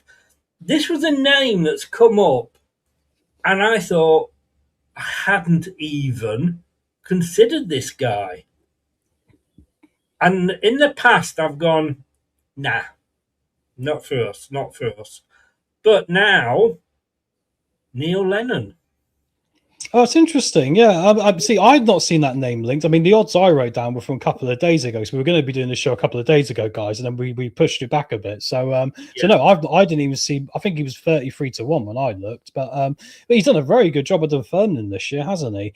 He's had obviously a bit of a patchier past, though. I think at other clubs he didn't do the best job in the world. But hey, look, you know, I think the funny thing is you could say that of a lot of managers that have had peaks and troughs in their career, and it depends really on what they're going to bring. I mean, once again, we're heading into the nostalgia of Leicester City love, aren't we, with that sort of appointment? But we have argued tonight, and I've argued it around Jamie Vardy, that perhaps that is something we do need to consider because of the fact the club has been quite soulless for the last year or two. Yeah, he said they wouldn't be able. Richard said they wouldn't be able to handle the changing room. Look, maybe we've said with Neil Lennon, and I've said in the past, look, just because you do well at Scotland doesn't mean you're going to do brilliantly anywhere else. And I still go back to this with Martin O'Neill. You know, I know he did it with us in England, but where did he go after us in England that he did really well at? Nowhere. What, Martin O'Neill? Yeah. Aston Villa. Did he win anything at Aston Villa? He got them in the Champions League. He got them in the top four, didn't he? Yeah, but did he win anything, really? Well, back then you couldn't win anything, could you, Chris? I would say top four. But he went to Celtic, and I love Martin O'Neill, obviously. It's his club and what have you. But I just think this could be Neil's level, if you know what I mean. I think he's got the passion. Yeah, I think that's it. I think the difficult thing is he's had a couple of jobs where it hasn't gone so well, especially in the English game. He had a pretty horrible time at Bolton, but then also you also got the argument of, I remember that Bolton team, they had no money, they didn't have a pot to piss in, basically. He ended up signing Heskey on a free transfer and a few other of his old mates who were like 40 then to come and try and dig them out of a mess which the football club had got themselves in, not the manager. So it is hard to know, isn't it? I mean, for me, like we say this, it's a general comment, but it was true. Right now, there's no doubt a lot of interviews going on, or a lot of connections being made, probably from James McCarron, our new sporting director, who is he's pretty much, we know this, has been tasked with, you've got to find a manager to get us out of League One. So that's the sort of manager we need to bring into this role. And, you know, is that manager going to be someone with League One experience? In which case I would say, look, let's look at someone, if we can, like Dave Challoner of Stockport County. They lost to Bolton 4-1 in the League One playoff final, yes. The way they played the game, I thought, was the way we need to play the game in League One, because if we turn up and play the way we played in the Championship in League One next year, it'll be like turning up to a fist fight with a spoon, and that worries me quite a lot. So I think there's an argument maybe you can go down that route. the argument of Neil Lennon, yeah, he's having a good spell here at Dunfermline, he can come across, but will he translate from the Scottish game to the English game? The argument of maybe going for one of Pep's assistants, or Enzo's assistants, who's obviously got that Enzo Maresca ball, maybe bring that back into it. You see, this is the problem. This makes it such a hard thing to answer, doesn't it? Yes, yeah. I mean, in fairness to Neil Lennon, he took Dunfermline to the Scottish Cup final last season. They were second division. Yeah, and they lost to Celtic. I want absolutely nobody that is associated with Pep Guardiola. He has retired. Thank you, Pep. Fuck off and take 4-2 fucking 3-1 with you and never come back and darken these shores again. And everybody was going like, oh, you get hard on if he came to Leicester. No, I wouldn't. I can't stand that style of play. And then somebody else said, yeah, but look at Enzo. He got us promoted playing that. We were brilliant. Mikel Arteta. We won 1-0. We won the thing by 1 goal. Mikel Arteta's taken 5 years to win something. No, I don't want anybody that has been associated with Pep Dust anywhere near my club. I would gladly use all my life savings to hire a hitman and have them taken out. No, I get that, mate. And I must be honest, me being sat here now, what would I identify in a new manager I'd want for the football club? And I've got a list of 5 we can do as a fun bit at the end if you want. But what I would like to see is a manager who's not afraid to play more direct, not afraid to take the game on a bit, not afraid to make his players run, because we've been far too sideways football now for too long, and it's messing these players' heads up. Whoever's going to be here, especially we end up with a load of players carrying on from last season, continuing in the first team squad next season, which I hope we don't have happen. I hope we actually have the proper clear out, because both sides need that clarity and need to get rid of this hangover.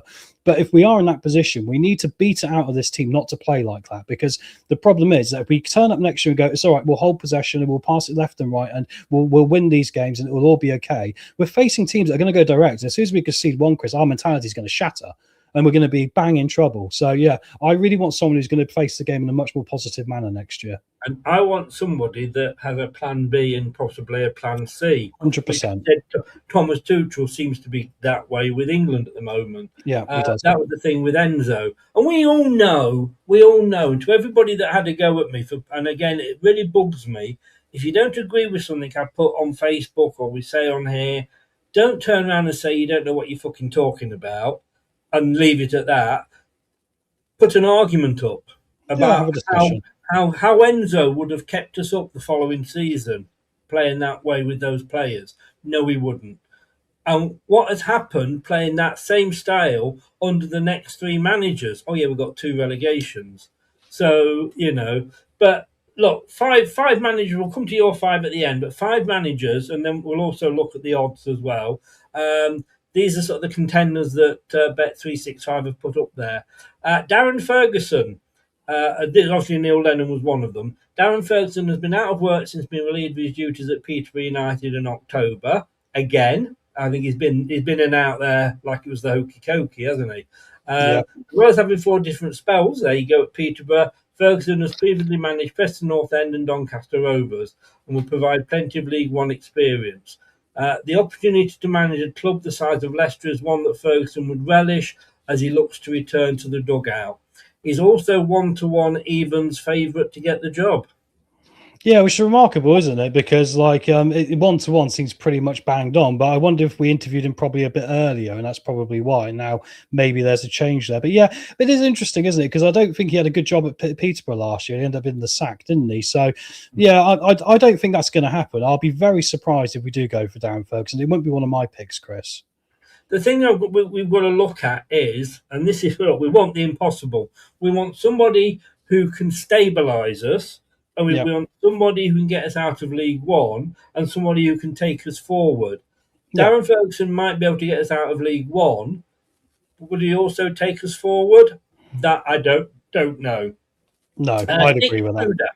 Dick Schroeder, NEC manager, has impressed Leicester's hierarchy following his excellent work in the Eredivisie. Schreider led the club to third place finish in 25-26 season, ahead of the likes of Ajax and FC 20. Excuse me. The 54-year-old is believed to be open to a move to England, and a promotion challenge at Leicester would be a great move to him. He's in Europe. I'm not sure which particular Champions League. It is. They got third. Yeah, they got third. Would he go from Champions League in Holland to League One in England? And I know if we're in the Premier League, he might do. He might do, because it is the Premier League, and that is a big draw for people, managers. But I don't know anything about him. But also, I don't think he would. Surely nobody's going to drop that far. Well, I've done my research on him, and he would be my number one target if we could persuade him, because he believes in attack. He got the club, NEC, from the second division to third place in the Eredivisie in 2 years. And he's known just to attack. But I can't see it happening, because I don't see why you would leave a club that's going to be in the Champions League. And yeah, NEC is a small club, but you got to look at it. If they can win maybe 2 or 3 games in the Champions League group stage next year, that's going to be probably, what, 5 million quid? They get like over £1 million per win a game, or €1 million, whatever it is. I mean, that money then you could put back into the football club, and you could build the football club with that money, because you've given yourself the opportunity to do so, right? Look, if we could get him, I would snap anyone's arm off, and he'd be my number one target, because I think he believes in a philosophy where we would actually go at teams. And someone mentioned Darren Moore in the chat as well, and it's funny, I saw in a great interview with Darren Moore where he was talking about how when he got sacked from West Brom when they were 4th, he told them that, yeah, we're going to fight our way out of this league and we're going to attack for it. So it sort of crosses over, interestingly enough. But yeah, no, he would be on my number one, Chris, but I just don't think it's realistic, is it?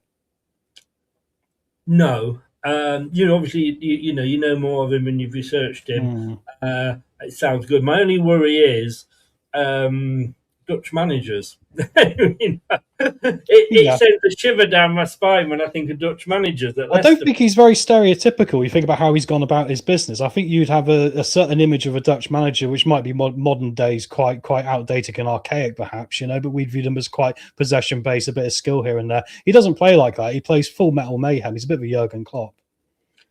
Right. Well, Neil Lennon we have discussed. The guy that is probably my choice, Dave Challoner. Although Stockport County, and I know it's early days yet, but they are favourites to get promoted next season. So he may. Let's be honest with you, he could get an improved contract from Stockport, because although he's just signed one, but they might want to keep Leicester away, so he could work out better for him. I mean, Troy Deeney made a career of turning down Leicester and getting better contracts. And as a Stockport could get the chance to go up to the Championship, does he want to come into the mess that is Leicester? As somebody's just put there, it'll come down to money. Cool boy, come down to money. It will, cool boy. Stockport County manager Dave Challoner has an astonishing record of securing a playoff place or better in each of his 15 full seasons. Not easy for me to say, as a manager. Wow. Starting from non-league, he's got promoted from all of them pretty much. Yeah. The Hatters reached last season League One playoff final before being beat by Bolton Wanderers at Wembley. And I did actually watch that game, and I think the 4-1 was a bit unfair on Stockport, to be honest. No, I thought they had a real go, didn't they? I like the way they played direct, and I like the way how the striker was trying to get at the defence, and they were trying to play him in with long balls from the back. I like how he had versatility. He changed it up a bit as well. Yeah, 4-1 was a harsh result, Chris. He'd be number 2 on my list, Dave Challoner. I think also you're taking away a rival manager, and I do agree with you. I think if he stays at Stockport, they might get top 2 next year. Yeah.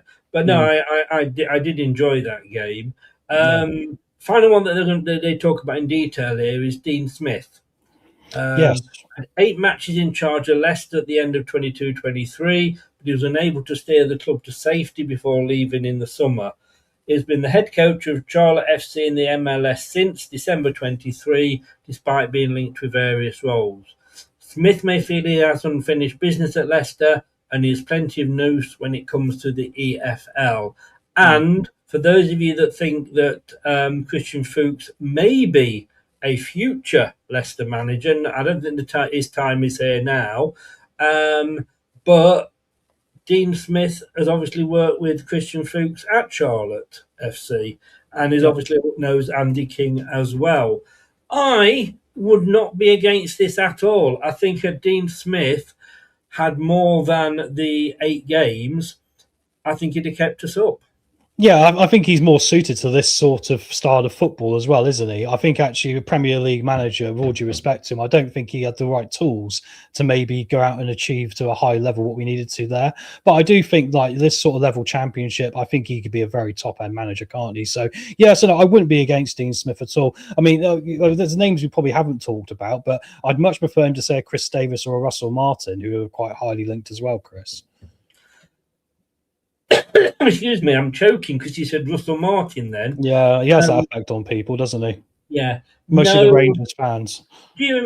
For those of you that are into politics, lover or hater, Margaret Thatcher did some very good speeches at Prime Minister's Question Time. And one of the things she went was she turned around and I don't know what the answer is, something about the EU she was answering. And she went, no, no, no. And that's how I feel about Russell Martin. Yeah, me too. And it's quite worrying how they're quite short on the odds list, isn't it? Russell Martin in particular. I mean, he would be a different style of football. He normally likes to play a free sort of 5-2, doesn't he? There's something about him. I know it shouldn't be this simple, should it, Chris? But perhaps it should be. There's something I don't like about him. It's that simple. Well, he failed at Rangers, as Cool Boy just said. Dworski says, I'd love Smith and Fuchs. I would not be against that one bit. If they announced it tomorrow, it's going to be Dean Smith and Christian Fuchs is coming in as his number 2. I would be dancing. Well, I wouldn't be dancing naked in the street, but I would be dancing down to Aldi. I would be more than happy. How did he pull Lucy Binder? He talks a good game. We'll give him that, mate. That's probably why. If you talk a good game, it's half the battle, I believe. As a pundit, yes, he did. But when you fail at Southampton, spectacularly as he did, you then fail at Rangers. How do you fail at Rangers? I mean, but he actually had only lost one game. It was just that he was drawing most of them. That was the problem. No, the other one you said was Chris Davis, who obviously hasn't left Birmingham yet, but he's one of 2 championship managers who might get the push. It'll all be Mark Robbins. I'd take Mark Robbins, as you probably would, but I don't think Stoke are going to fire him because ultimately he had a plethora of injuries end of last season. Like 10 or 11 players out. It wasn't on him how they fell off the face of the earth. But I don't like the idea of Chris Davis. I know a lot of fans might like this, and I think they might like it because we got Birmingham promoted from League One. They won the league, but he very much does sideways football as well, and the Birmingham fans have turned on him a little bit. And I do worry if we try and start a campaign in that manner and we don't get a couple of results, our fan base will turn on him very quickly as well. So I'd say no to Chris Davis.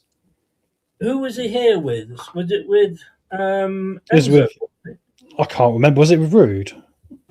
No. I'll check on his profile. I can't quite remember. We had so many in the door, haven't we? Yeah, it's ridiculous. Then again, I must say, we joke about Watford. This will be our 14th or 15th manager under King Power in 13 years. But then look at Spurs at the moment. Look at Chelsea. All the clubs are going through the managers. They want instant success. But no, he's been here with somebody else. And in fairness, yes, he got Birmingham out of League One. But look at the money he had to play with. Money he won't have to play with at Leicester. Well, that's exactly my argument as well. So, yeah, and I just think the style of football would alienate the fan base very quickly, and that's a big part of it for me. So, yeah, so I definitely wouldn't even look at him. I'd say the same about Scott Parker as well, even though I don't think we get Scott Parker. I think he's very defensively minded. I mean, but that Burnley team he got promoted with a lot of points, they really didn't score a lot, but they basically won the league or came second by not conceding. That was their entire mantra. They conceded was it something daft like 28 goals the entire season? It was nothing, and I don't think that's going to fit well what we need to do. I was going to talk to you about Scott Parker because one of my mates, and he has a Burnley channel, Dan the Burnley fan, LTiDtv. We never seem to play each other these days because we're either passing each other on the way up and down between the first 2 tiers, or he gets relegated and we get relegated again. Look, do check his channel out if you like, a bit of a laugh and a joke. But look, I said to him at the start of last season, when he got promoted, how long is Scott Parker going to be with you? Mm. And he said, oh, he'll be here all season. And in fairness to Burnley, they stuck by him, and he was there because he wasn't sacked until they actually got relegated. Bit bizarre to sack him, I think, at that point. You might as well have stuck with him. Well, yeah. If they'd sacked him earlier, they could have got Sean Dyche. Yeah, well, I thing is, he's one of those. For me, he's one of those that he's not a Premier League manager. Not yet. He needs to grow a bit. I don't think he will. He's proved it at Fulham. He's proved it somewhere else. He's now proved it at Burnley. He isn't, for me, I don't think he ever will be a Premier League manager. But he's a very good lower tier manager. He's got 2 or 3 teams promoted. And look, Burnley, they were second to Leeds, but they're on the same number of points, right? Yeah. Both got 100 points. It was just down to goal difference. 95 goals scored, 16 for Leeds, 69 for Burnley. So plus 65 to plus 53. They lost 2 games all season. As you just said, they conceded just 16 goals in a season. Yeah, which is remarkable, really, but I'm not sure it's the foundation to success long term. Yeah, I mean, he won 16 games. He won more games. Only Bristol City won more games than him in that season, and that was 17th, and they ended up finishing 6th. And Sheffield Wednesday. They won 15. Millwall, won 18. Blackburn. So yeah, they hadn't won the most. I'm sorry, I should have looked further down the table. What does it mean that if you are not conceding goals, you're not losing? Yeah, well, there is a big part of that, isn't there? Is there a part 2 to this? Well, if you're not scoring goals, you're not winning. So it's got to be both. All I'm going to say is that, yes, they only conceded 16. At that level, he was brilliant. If we got him now in the 3rd tier, I wouldn't cry in my soup. Well, it's interesting, but I just worried about our mentality generally as a football club going into this appointment, because if you think back to what happened with Enzo kind of got something out of this group, so we actually got ourselves so far ahead. When we did have a wobble, it didn't really matter. I think if we go for a more pragmatic manager in the first appointment, not hopefully we'd have to make more than one appointment, but it's Leicester City, so God knows, Chris, how it's going to turn out. I think the problem then becomes, as soon as it starts going south, we'll panic. The players will get in their heads again, and we'll get in a mess again. And I don't think we can gamble on that. I think if they're thinking very forwardly here, they need to go for someone who's going to mix the style up and going to be a lot more positive in the approach. And I don't think from the stats we've read there that Scott Parker qualifies to me. And also he probably thinks he's probably above League One, maybe. I don't know. Possibly. Look, he'll cut a good figure on the side man at CNA or what, I just think, you can't give anybody a job and say, right, you've got the job, but if you get us up into the Premier League, even if you've got a year or 2 left, we don't want you. You can't say that to people, and that is the worry. But anyway, should we go through have you got anybody else you want to talk about in depth? Well, I'd like to chuck Nigel Pearson in there for the laughs of it, because I'm thinking about experienced managers. Look, I know people might go immediately jump and shout, so we can't go back. Yeah, I don't dislike the idea of going for an experienced manager, or someone who's slightly left field, slightly older, someone that's going to bring a bit more purity. Because the thing is, look at what Martin O'Neill did at Celtic last year. I think what he got right was he just simplified the game for them. I think in some ways we got on our own heads as a football club. And when you look at certain players' performances last year, especially Steffi Mavididi for me, who just ended up just being completely backwards in everything he did and just completely forgetting anything he was half decent at in the first place. I think if we had a manager who'd come in who just simplified things for them, I think we'd actually done better towards the end of the season. I think you only get that with a mature manager. So any names like that, Neil Warnock, we laugh about it, but that sort of character may be actually what the club needs right now. And ultimately the way we've played kind of dictates the sort of thing we need to go for, perhaps. I'm gonna let me throw something back at you, and I wouldn't be against Nigel Pearson. Look, my thoughts on Nigel Pearson, and to be honest with you, somebody just said earlier, I'd take Mr. Blobby now, but Blubby, blubby, blubby. It's,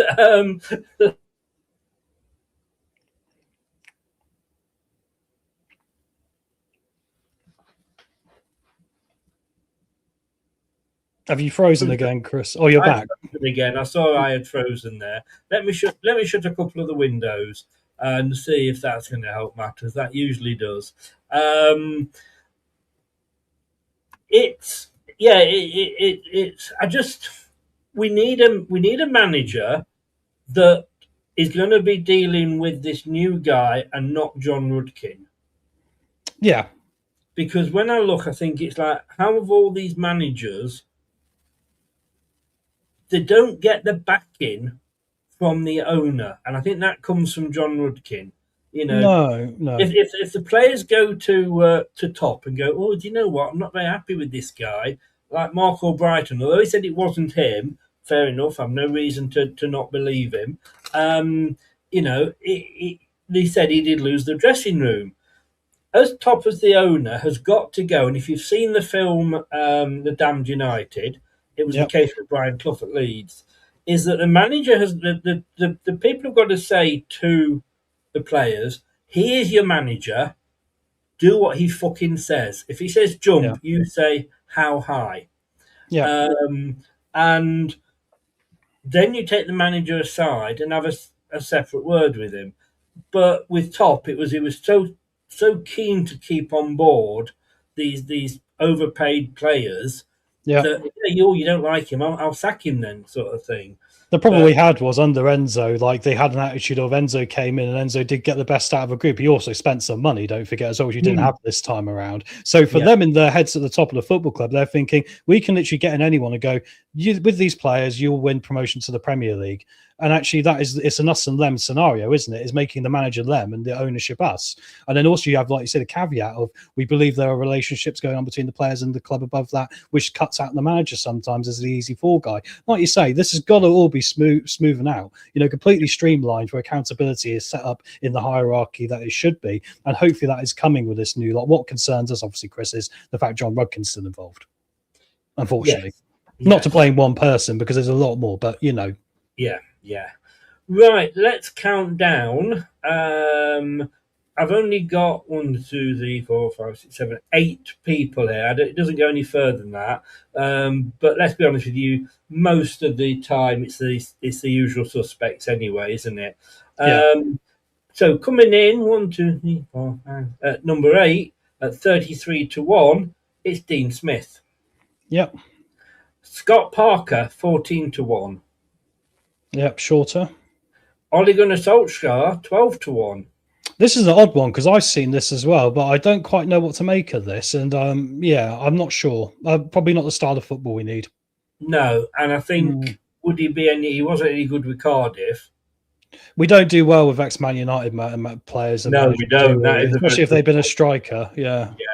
Also 12-1, Dick Schneider. Obviously, we talked about him. Please God. Come on, Dick. No jokes there. No jokes there. Now, please let me say a joke. No, I won't do that to you, mate. Won't do that to you. Christian Fuchs, 6-1. Yeah, I mean, it's not unexpected. I mean, I imagine they probably will talk to him because they obviously have seen the fans obviously love Christian Fuchs, you know, so we'll see. Yes, yeah. I wouldn't do it. I just don't want them appointing a manager just to placate the fans, to be honest with you. Go a pair of balls top. It's got one big upside, and that is that he was here the last time we were truly probably successful, and he understands what a dressing room needs to be to be that. But when you take into account perhaps the lack of experience and the tactical side of it, that's it. That's great as an assistant manager, say to a Dean Smith, you know. Okay, top 3 here. Good God. Russell Martin, 3-1. Unfortunately, it's a sort of appointment I can see happening because I can imagine he talks a good game and the people might, you know, go for it based on that. He's talked himself into other good jobs before. Let's hope, for God's sake, not, because I just can't see it ending well. He's going to be like shit on Velcro at this football club. It's going to be horrible. Somebody please go and give him a job. Rangers did a favour last year. Second, at 5-2, Chris Davis. Yeah, but he's not even been sacked from Birmingham yet, has he? So, I mean, like, this is the thing. I mean, I saw that bit of their documentary, and they didn't like Wayne Rooney as manager, Tom Brady, because he didn't like what sort of person he was. The fact that he's been there so long suggests they kind of like the person. I don't actually think he's going to get sacked from Birmingham. I think they'll stick with him. It doesn't mean that... We won't buy him out from Birmingham. They're in the Championship. Well, that is the option. You know what I mean? That we don't know what goes on behind the scenes, but I don't think we'll go for any manager that we've got to pay for, to be honest with you. Probably not. And Evans, we spoke about him before, and that's Darren Ferguson. Well, he fits the category of being out of work, doesn't he? I just don't quite see how, unless he's interviewed very well. I mean, but I'm not sure. He's not done enough at this level for me to make me go, this is the guy that I want. If you're looking at League One standard managers, it's got to be Dave Challoner at the top of the list every day of the week. Got to be. Twice on a Sunday. I would not be against Dave Challoner at all. Have you got any left field ones as well, Chris, that you'd think of? Left field sort of appointments? No, to be honest with you. And I've got to say, I have been out of the game for a week, and I didn't really think much about Leicester at all while I was away. There was plenty of football to watch. There's the European final that we saw, and congratulations to Palace and congratulations to Villa. Villa should have had a lot more goals than that. The Middlesbrough, I mean, it's funny, isn't it? It's funny how Yeah, good one there, Dorco, Robbie Savage. I'll wait for Chris to come back. And get yours in the chat, guys. Anyone left field we haven't mentioned you might quite like to see as Leicester manager. And hopefully Chris will be back in a minute once his computer's probably overheating because he's down in the Riviera right now. Sunshine. Russell Martin's going to Bristol City. Let's hope so. That'll make that a bit easier for us, won't it? I quite like Knudsen of Bodo Glimt, but that's probably not going to happen because once again, we're probably aiming a bit too high there, aren't we? Done a remarkable job. You're back. I'll just ask you the chat to put some more left field names in as well, Chris, because we lost you. Yeah, no, that's fine. I've just seen Robbie Savage. Look, he's done well. But I don't think he would fit the profile that Leicester are looking for, which is basically a yes man. Steve Bruce, come on. He didn't have a good time of it last year. I mean, he had a lot of family issues going on, which were very tragic last year, which no doubt impacted his performance. But I don't think so. I don't think he is a good manager, though, to be honest with you. Like I say, when I was away, I mean, that's what I was talking about. I was talking about who's the guy who's managing Man United now? Oh, Carrick, Michael Carrick. When he was sacked by Middlesbrough, a lot of people were going, Michael Carrick, we should get him in. And a lot of people say, no, he's got no experience, blah, blah, blah. We don't want him anywhere near our club. And then suddenly, he's doing well at Man United. All right, they're giving him the job then. But, what a good player manager. We should have got him. I mean, come on, make it right. But he was lucky. He was lucky with that job because they needed their game simplifying and he was the right man for it. He was. And I've got to say, Middlesbrough, I mean, Southampton, let's just touch on Southampton. Oh, my God. I mean, wow. Just shows he can make a quick decision when they need to.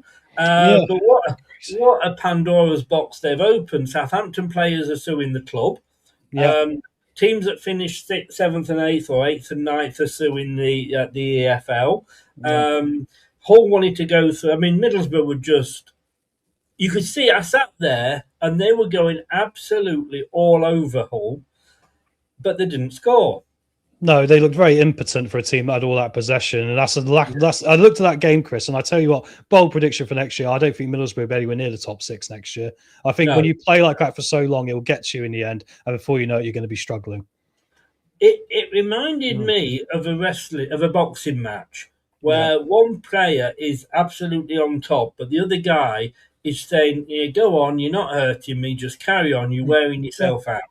Hull got promoted with a minus XG. Because they knew how to play teams. And what they do against us, Chris, they sat back, they changed their formation and sucker punched us a lot of the time. And that was the time we didn't roll over for them, but we rolled over the other time. I mean, I think they've managed their resources very well at Hull. Very well. Right. Hey, Jurgen Klopp's out of work. I'm pretty sure we won't be getting Mr. Jurgen Klopp, but it'd be a nice idea, wouldn't it? I mean, if you wanted a challenge. I mean, here's my left field one. This is going to lose me all my credibility in the chat here. But if you dare say what I think you're going to say. Well, we'll see. We'll see. He's known to King Power because he's managed for King Power before.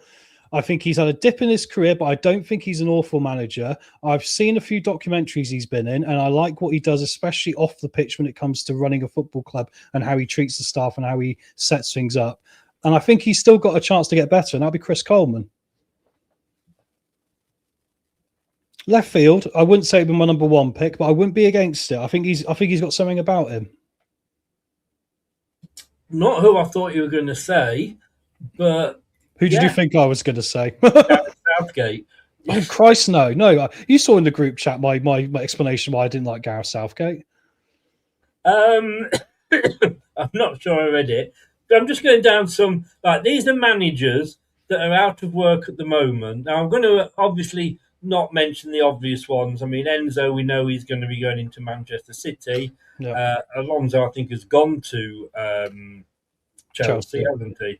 Mm. Right. What about these are just, say, off the cuff, not my particular favourites at all. But I wouldn't mind this guy, Thomas Frank. Yeah, but we're probably not going to be the right sort of category again. We're talking about realistic, aren't we, here, Chris? He'll go get a job in the German Bundesliga in a minute with a half-decent mid-table team. I mean, he's got still credibility in the bank from the Premier League. He has, and I don't think it's out the realms. It's a long shot. Well, Birmingham fans want him if they sack their manager, and I don't think he'd go to Birmingham, would he? Well, would you have said that he would have gone to Brentford, and he did? Well, when he went to Brentford, he was a bit of an unknown, Chris. Yeah, fair point, I guess. Would you go for the Southampton manager as well if he gets the sack? Because he did do a good job on the pitch. It just so happens that he's been involved in spying on teams, not just at Southampton, but apparently in other jobs as well. So, well, apparently it's a done thing in Germany. Yeah, because he did it for the German national team as part of his role, wasn't it, when he was working for them, especially against Argentina and Messi, apparently. It's all come out, Igor Tudor is available. No. No. You like him, he plays 4-4-2, but no. Let me go with the person that I would walk. I mean, Edin Terzic is still available. You know, I've been shouting for him for years. I like Edin Terzic. He isn't going to come. Obviously, now we're not in the top division, but I would have loved him. But yeah, this guy I would walk over broken glass in bare feet to drag him to the King Power.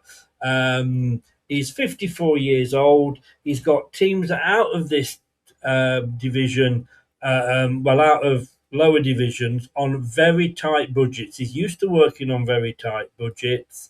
It's not that he plays boring football. It's the fact that he works with the players he's got, and he's also very, very good with the youth players. Okay. Please come and help us out, Mr. Sean Dyche.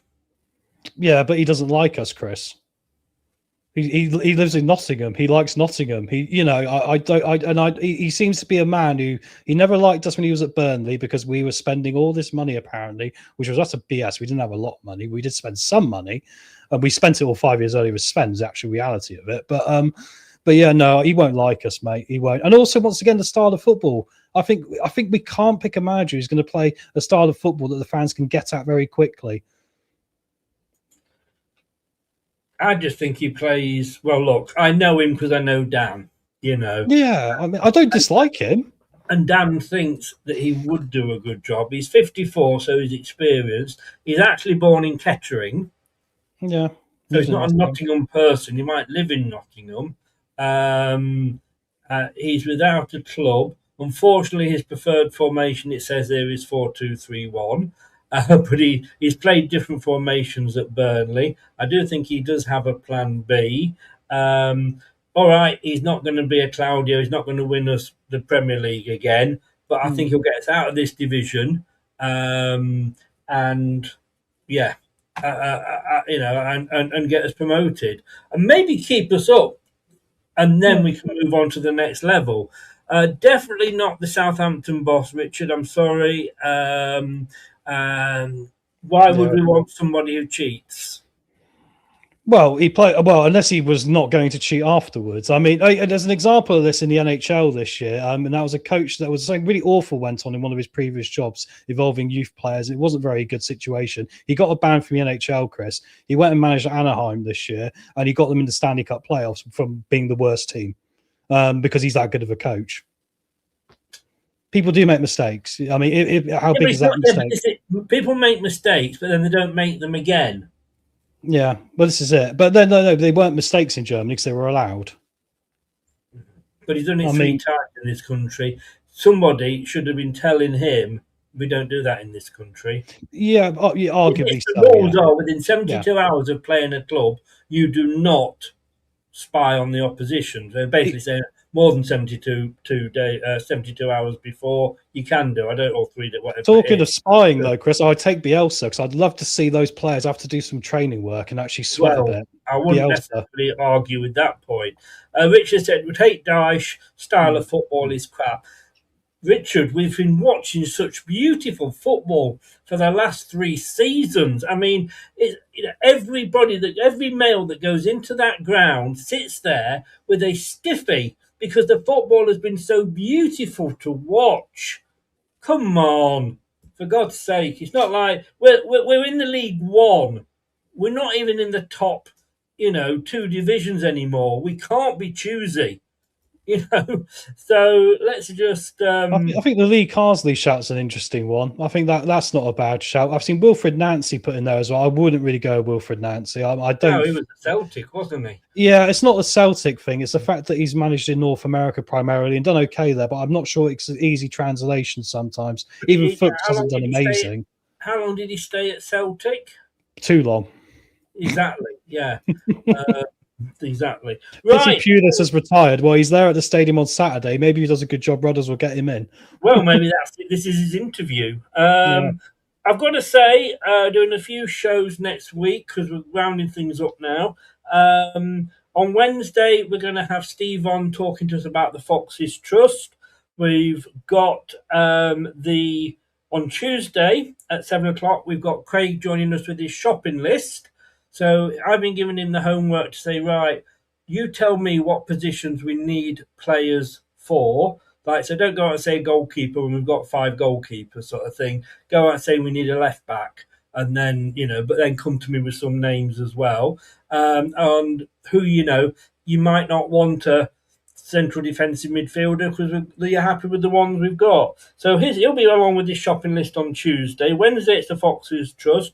We've got some World Cup predictions coming in as well, as we're doing a World Cup show. We're going to be doing a World Cup show almost every day with a roundup. And then on Friday, I need to get on with this. On Friday, we have got the Shit Shirt Show for the World Cup. Is that tomorrow's game? Is that tomorrow's show? No, that's Friday. Tomorrow's Friday. Show. You're back tomorrow. Yeah. We're back tomorrow because tomorrow night, ladies and gentlemen, which we're just going to come to, we are talking Thomas Tuchel. Southgate wasn't the one, but everybody's saying Tuchel is the one. Well, we know he wants to play long ball, maybe, so we'll see. Well, yourself and Reese will be joining us, telling me why we should be believing in Thomas and why it's going to be coming home this summer. I didn't know I'd agree to the coming home part. I think I'll be quite pragmatic. I'm not sure that's going to happen, but we'll talk about it tomorrow. It's been a long show tonight. Discussion tomorrow. Tom, thank you. It's been a long one, but thank you so much. We had a lot of, because I've been away, so we had a lot to catch up on, and there weren't sort of quick topics either. Appreciate you giving up the time and coming on. Guys, would you do what it says right over there in the top right corner? Subscribe if you're new.